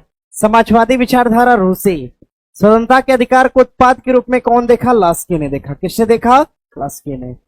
प्रश्न दिया है आगे। प्रश्न, निम्नलिखित कोयला खानों में कौन सी मध्य प्रदेश में है? सिगरौली। कौन सी है? सिगरौली। सिगरौली मध्य प्रदेश के अंदर है। प्रश्न करेगा आपसे, भारत में सर्वाधिक कोयला, भारत में सर्वाधिक कोयला कौन सा होता है जी? कौन सा है? भारत में सर्वाधिक कोयला कौन सा? बिटुमिनस। और ये कहां से निकलेगा? गोंडवाना से। भारत में सर्वाधिक कोयला बिटुमिनस निकलता कहां से? गोंडवाना से। प्रश्न करेगा, भारत में कोयला भंडारण व उत्पादन, भंडारण और दोनों में है, ध्यान रखिएगा। भंडारण और उत्पादन में टॉप पूछेगा तो कौन हो जाएगा? अभी इसका उत्तर झारखंड है, आगे चल के उसके बदले तो ध्यान रखिएगा। फिलहाल आज के डेटा के अनुसार झारखंड हो जाएगा, इसका डेटा बदलता है, नोट कर लीजिएगा। भारत में सर्वाधिक प्रयोग किया जाने वाला कोयला कौन सा है? तो बिटुमिनस है। सर्वाधिक निकाला जाने वाला कोयला भी कौन सा? बिटुमिनस। कौन सा है? सर्वाधिक निकाला भी जाएगा बिटुमिनस और सर्वाधिक पाया भी जाएगा कौन सा? बिटुमिनस। रामगढ़ कोयले का क्षेत्र कहां पर है? बिहार के अंदर है, ध्यान रखिएगा। तो सॉरी, झारखंड के अंदर। देवगढ़ कोयला का क्षेत्र कहां पे है बताएंगे? सर उत्पादन में उड़ीसा दिया है, इसका ध्यान रखिएगा। अभी डेटा रिसेंटली का चेक करिएगा आप लोग। पीआईबी की डेटा से हमने उत्तर दिया है, भंडारण उत्पादन दोनों का अभी का डेटा क्या हो जाएगा? तो झारखंड है। आगे दिया है प्रश्न आपका, आगे प्रश्न है, बिहार राज्य में विधानसभा में प्राक्कलन समिति के सदस्य कितने हैं? प्राक्कलन समिति के सदस्य का कार्यकाल कितना? 2 साल। कितना है? 2 साल। ध्यान रखिएगा, बिहार विधानसभा की प्राक्कलन समिति, आपको ये बात पता होनी चाहिए। प्रश्न करेगा, संसद की प्राक्कलन समिति,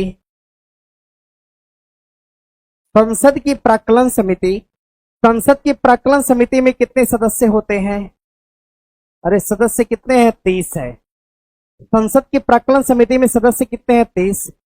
और सभी सदस्य कहां से हैं? लोकसभा से। कहां से हैं? संसद की प्राक्कलन समिति में सभी सदस्य कितने हैं? 30। और सभी लोग कहां से आते हैं? तो लोकसभा से। प्रश्न करेगा आपसे, संसद की प्राक्कलन समिति में सदस्यों की संख्या कितनी है? 30। कहां से आएंगे? तो लोकसभा से। प्रश्न करेगा, संसद की सबसे बड़ी समिति, सबसे बड़ी समिति ये कौन सी है? तो प्राक्कलन समिति है। संसद की सबसे बड़ी समिति कौन सी है? तो संसद की सबसे बड़ी समिति हो जाएगी प्राक्कलन समिति। सर नाजी पार्टी बता दीजिए। नाजी पार्टी चाहे नाजी सरकार चाहे नाजीवाद, कुछ भी लिख कर आए, हमारा उत्तर एक सिंगल होगा। क्या होगा? हिटलर होगा। नाजी नाम से कुछ भी आए, हमारा उत्तर क्या होगा? हिटलर। सर हिटलर का जन्म किस गांव में? ये सब नहीं पूछेगा परीक्षा में भाई। इस गांव में हुआ था, किस गली मोहल्ले में हुआ था, इतना थोड़ी रखेंगे आपके। चलिए आगे देखिए, समझिएगा। देखिए आपकी परीक्षा में क्या पूछा है, सुनिएगा। परीक्षा में पूछा है संघ समिति, क्या पूछा है? संघ। अब संघ से क्या पूछेगा? संघ संविधान पूछेगा, संघ राज्य समिति पूछेगा, संघ शक्ति समिति।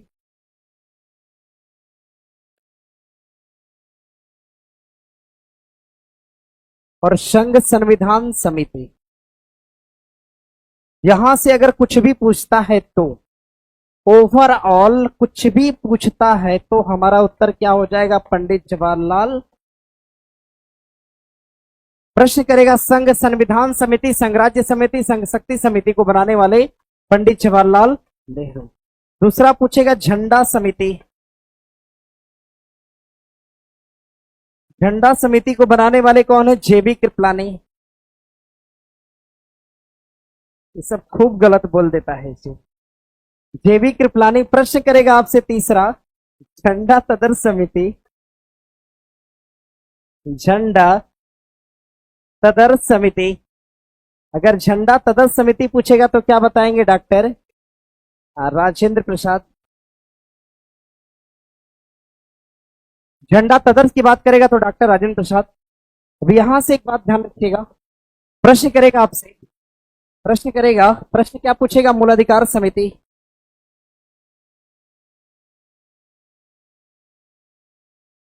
मूलाधिकार समिति की बात करेगा। मूलाधिकार समिति के अध्यक्ष कौन हो जाएंगे? कोई बताएगा? नहीं बताएंगे, चलिए कोई बात नहीं, सरदार वल्लभ भाई। प्रश्न करेगा, प्रश्न करेगा आपसे कि पांडुलेखन समिति या प्रारूप समिति, प्रारूप समिति की अध्यक्षता करने वाले कौन है? B R Ambedkar. कितनी बातों को बनाइएगा तेजी से सब लोग। अरे हिटलर को हम ये बता सकते हैं कि जन्म कहां पे हुआ था, किस गांव में हुआ, गांव थोड़ी बताएंगे यार। अरे जगह बता सकते हैं, स्थान शहर बता सकते हैं, गांव थोड़ी बताएंगे।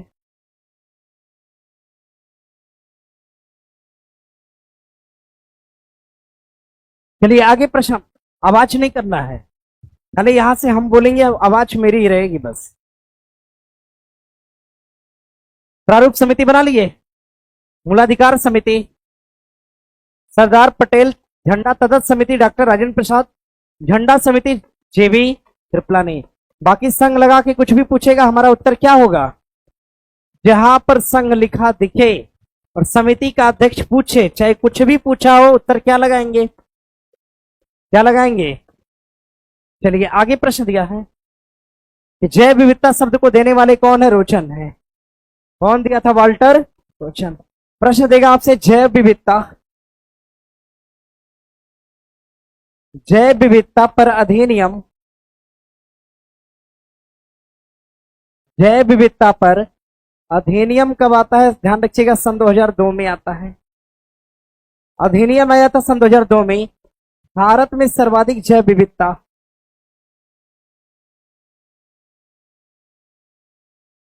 भारत में सर्वाधिक विविधता पूछेगा आपसे, ये कहां पर है? पश्चिमी, पढ़ाए हैं ये सब। सर्वाधिक विविधता कहां पर? पश्चिमी घाट के अंदर। भारत में जैव विविधता के कितने हॉटस्पॉट हैं? 4, बताया ना हम, सब पढ़ा दिए। जैव विविधता के हॉटस्पॉट पूछेगा तो कितना? 4। और भारत में सर्वाधिक जैव विविधता कहां पर? पश्चिमी घाट में। जैव विविधता पर अधिनियम कब आता है? सन 2002 के अंदर आता है, ध्यान रखिएगा। प्रश्न करेगा आपसे, प्रश्न करेगा पारिस्थितिकी के जनक कौन हो जाएंगे? लिखिए, परीक्षा में है आपके, पारिस्थितिकी के जनक कौन है? पारिस्थितिकी के जनक, पारिस्थितिकी के जनक पूछेगा, जनक, पारिस्थितिकी के जनक कौन हो जाएंगे? तो ध्यान रखिएगा, हमबोल्ट हो जाएंगे, हमबोल्ट। प्रश्न करेगा पारिस्थितिकी तंत्र के जनक कौन है? पारिस्थितिकी तंत्र के जनक, पारिस्थितिकी तंत्र के जनक पूछेगा तो टांसले है। कौन है? टांसले। प्रश्न करेगा भारतीय पारिस्थितिकी के जनक, भारतीय पारिस्थितिकी के जनक ये कौन हो जाएंगे? तो रामदेव मिश्रा होंगे। भारतीय पारिस्थितिकी की बात करेगा तो रामदेव मिश्रा। रामदेव मिश्रा का नाम सुने हैं आप लोग? देखे हैं? रामदेव वो अलग है, रामदेव बाबा। रामदेव बाबा को बता रहा है तो ये सब।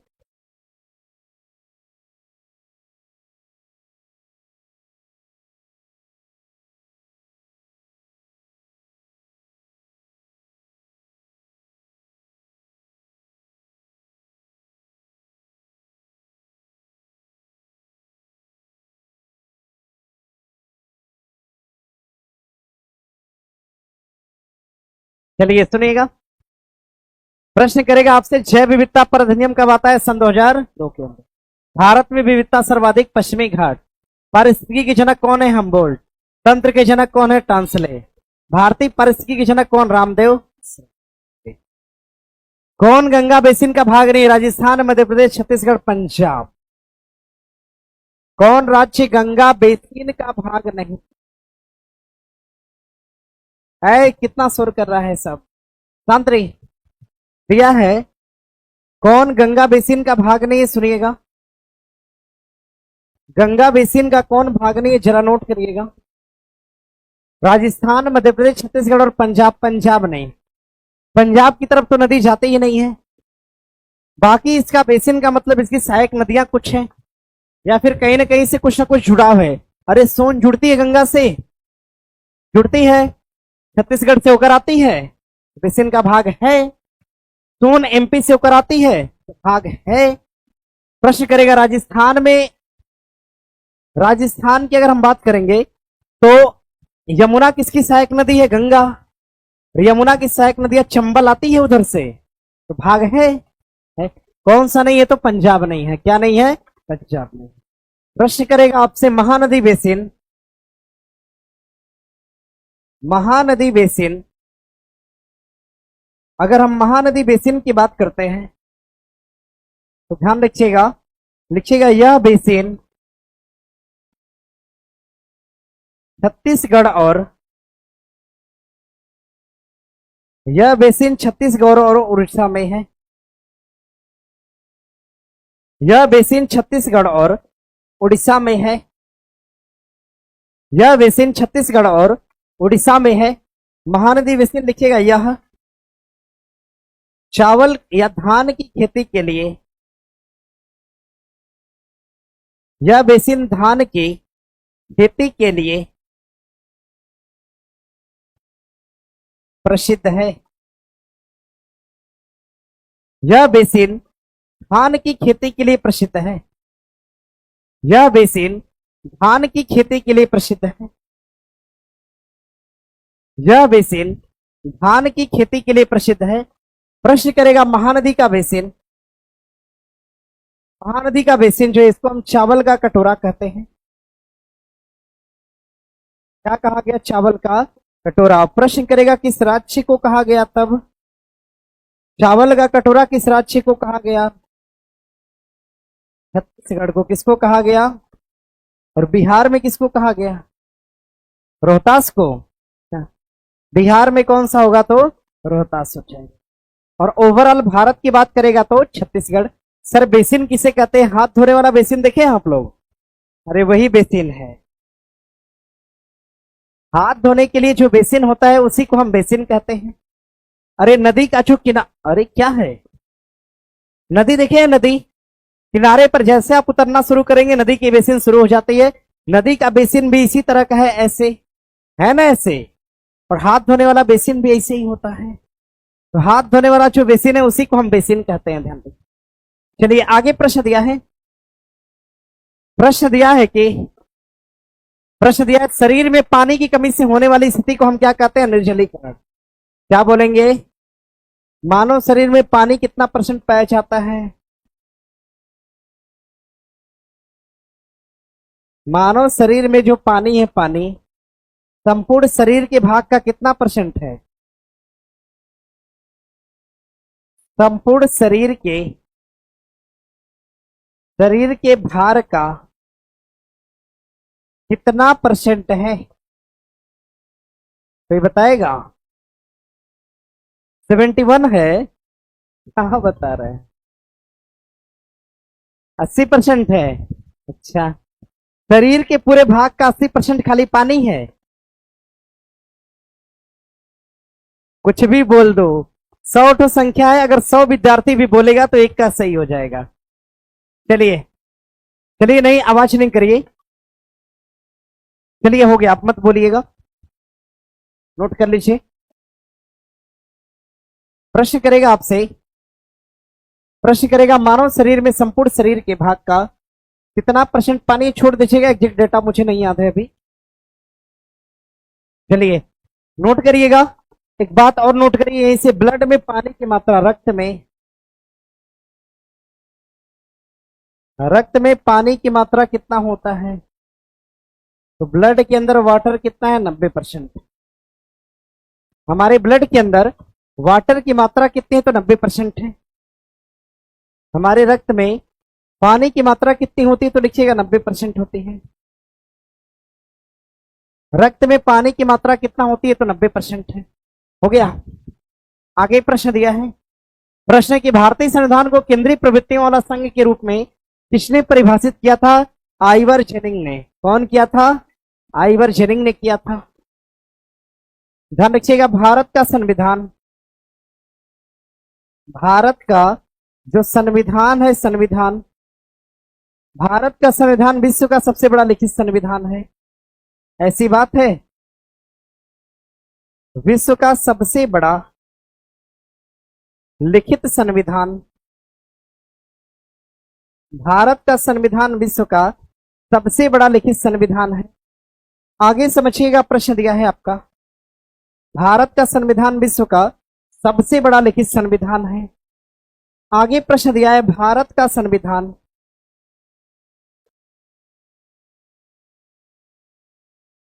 भारत का संविधान कठोर और लचीला है।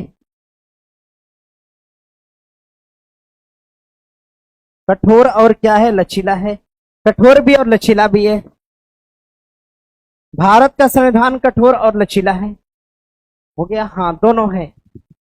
अरे कठोर का मतलब कानून के पालन करने के संबंध में कठोर है, लचीला का मतलब संशोधन करने के मामले में क्या है? लचीला है। बना लीजिएगा। हो गया?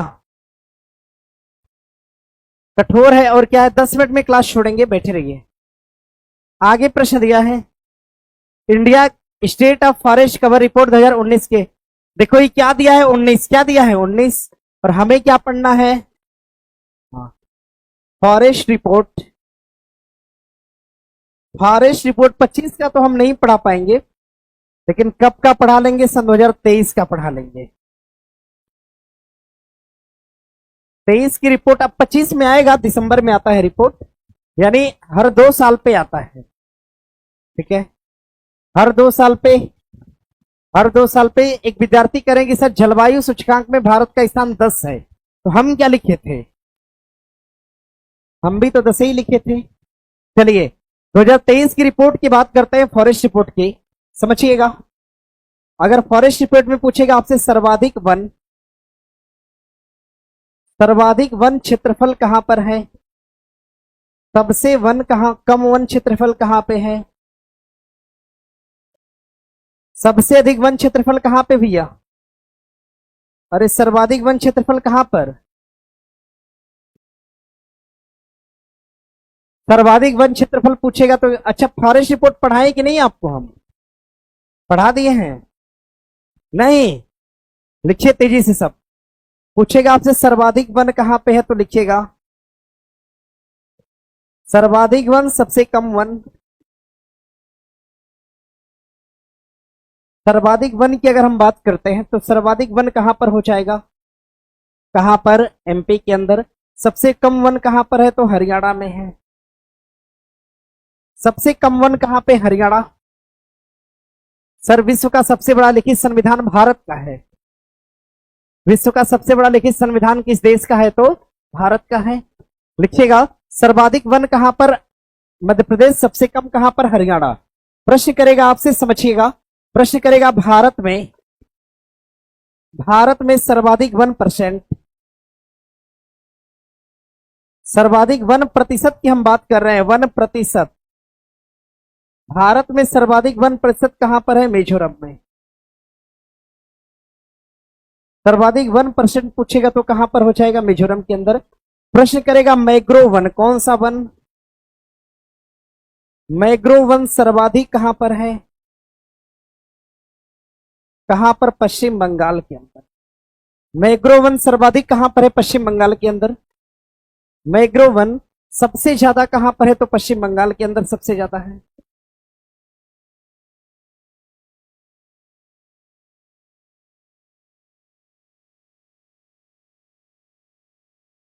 हो गया, आगे बढ़े, यहां से आगे बढ़ेंगे। आगे प्रश्न दिया है आपका, ये तो भाई, हाँ सुनिए, ऐसा प्रश्न परीक्षा में आए, छोड़ेंगे काहे, उत्तर लगा लेना है। दिया है कि what the author main purpose in the passage. अगर इस पैसेज का मेन पर्पज क्या है हम पढ़ेंगे तभी तो पता चलेगा, पढ़ेंगे तब ना पता चलेगा। तब चलिए आगे दिया है, सरल रेखी पूर्ति वक्र क्षैतिज अक्ष पर अंतःचाप धनात्मक हो तो पूर्ति का लोच क्या होगा? तो क्या हो जाएगा? 1 से क्या होगा? कम हो। समझिए, सुनिए मेरी बात को। सरल रेखा पर पूछा है, देखिए एक सरल रेखा है, आप इसको ए मान लीजिए, यहां से ये बी मान लीजिए। दिया है कि पूर्ति वक्र का क्षैतिज अक्ष अंतःचाप धनात्मक हो। क्षैतिज पूछा है, क्षैतिज का मतलब क्या होता है? ऐसे वाली रेखा, इसको हम क्या बोलेंगे? क्षैतिज बोलेंगे। क्षैतिज पर दिया है अंतःचाप क्या हो? धनात्मक हो। क्या हो? धनात्मक। अगर इस क्षैतिज पर हम धनात्मक जाएंगे तो क्या होगा? 1 होगा। प्लस क्या होगा? 1 प्लस क्या होगा? 2 प्लस 3 प्लस क्या होगा? 4 प्लस क्या होगा? 5 प्लस क्या होगा? 6।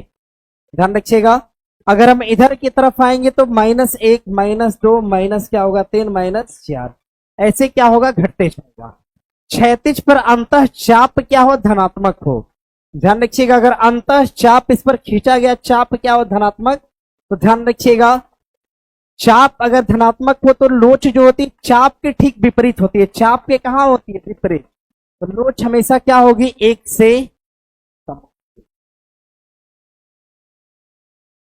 ध्यान रखिएगा, सुनिए, क्षैतिज वक्र पर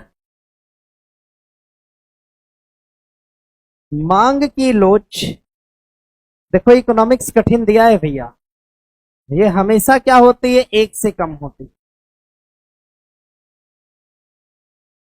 इसको बना लीजिएगा, 1 से कम होती जाएगी तो धनात्मक होती जाएगी। जो बनाया है, जो लिखा है उसको नोट कर लीजिएगा। सीधा प्रश्न है तो कर लीजिएगा, अन्यथा इधर उधर किया तो फिर हटा दीजिएगा। ठीक है, चलिए आगे प्रश्न दिया है, अंतिम प्रश्न, अंतिम, लास्ट लास्ट लास्ट प्रश्न। बिहार का जीएसडीपी दिया है, बिहार का जीएसडीपी। प्रश्न करेगा भारत का जीएसडी और पी। अब सुनिए मेरी बात को, चलिए सुनिएगा, इस क्वेश्चन को कल अच्छे से पढ़ाएंगे, थोड़ी सुनिएगा सब लोग, सुनिए। कल टेस्ट है, पूरा नोट्स रिवाइज करके जाइएगा। कितना पेज है नोट्स? 50 होगा, 100, सब सब रिवाइज कर लीजिएगा। कल सुबह के टाइम सब रिवाइज करके ही आना है आपको, ठीक है? चलिए।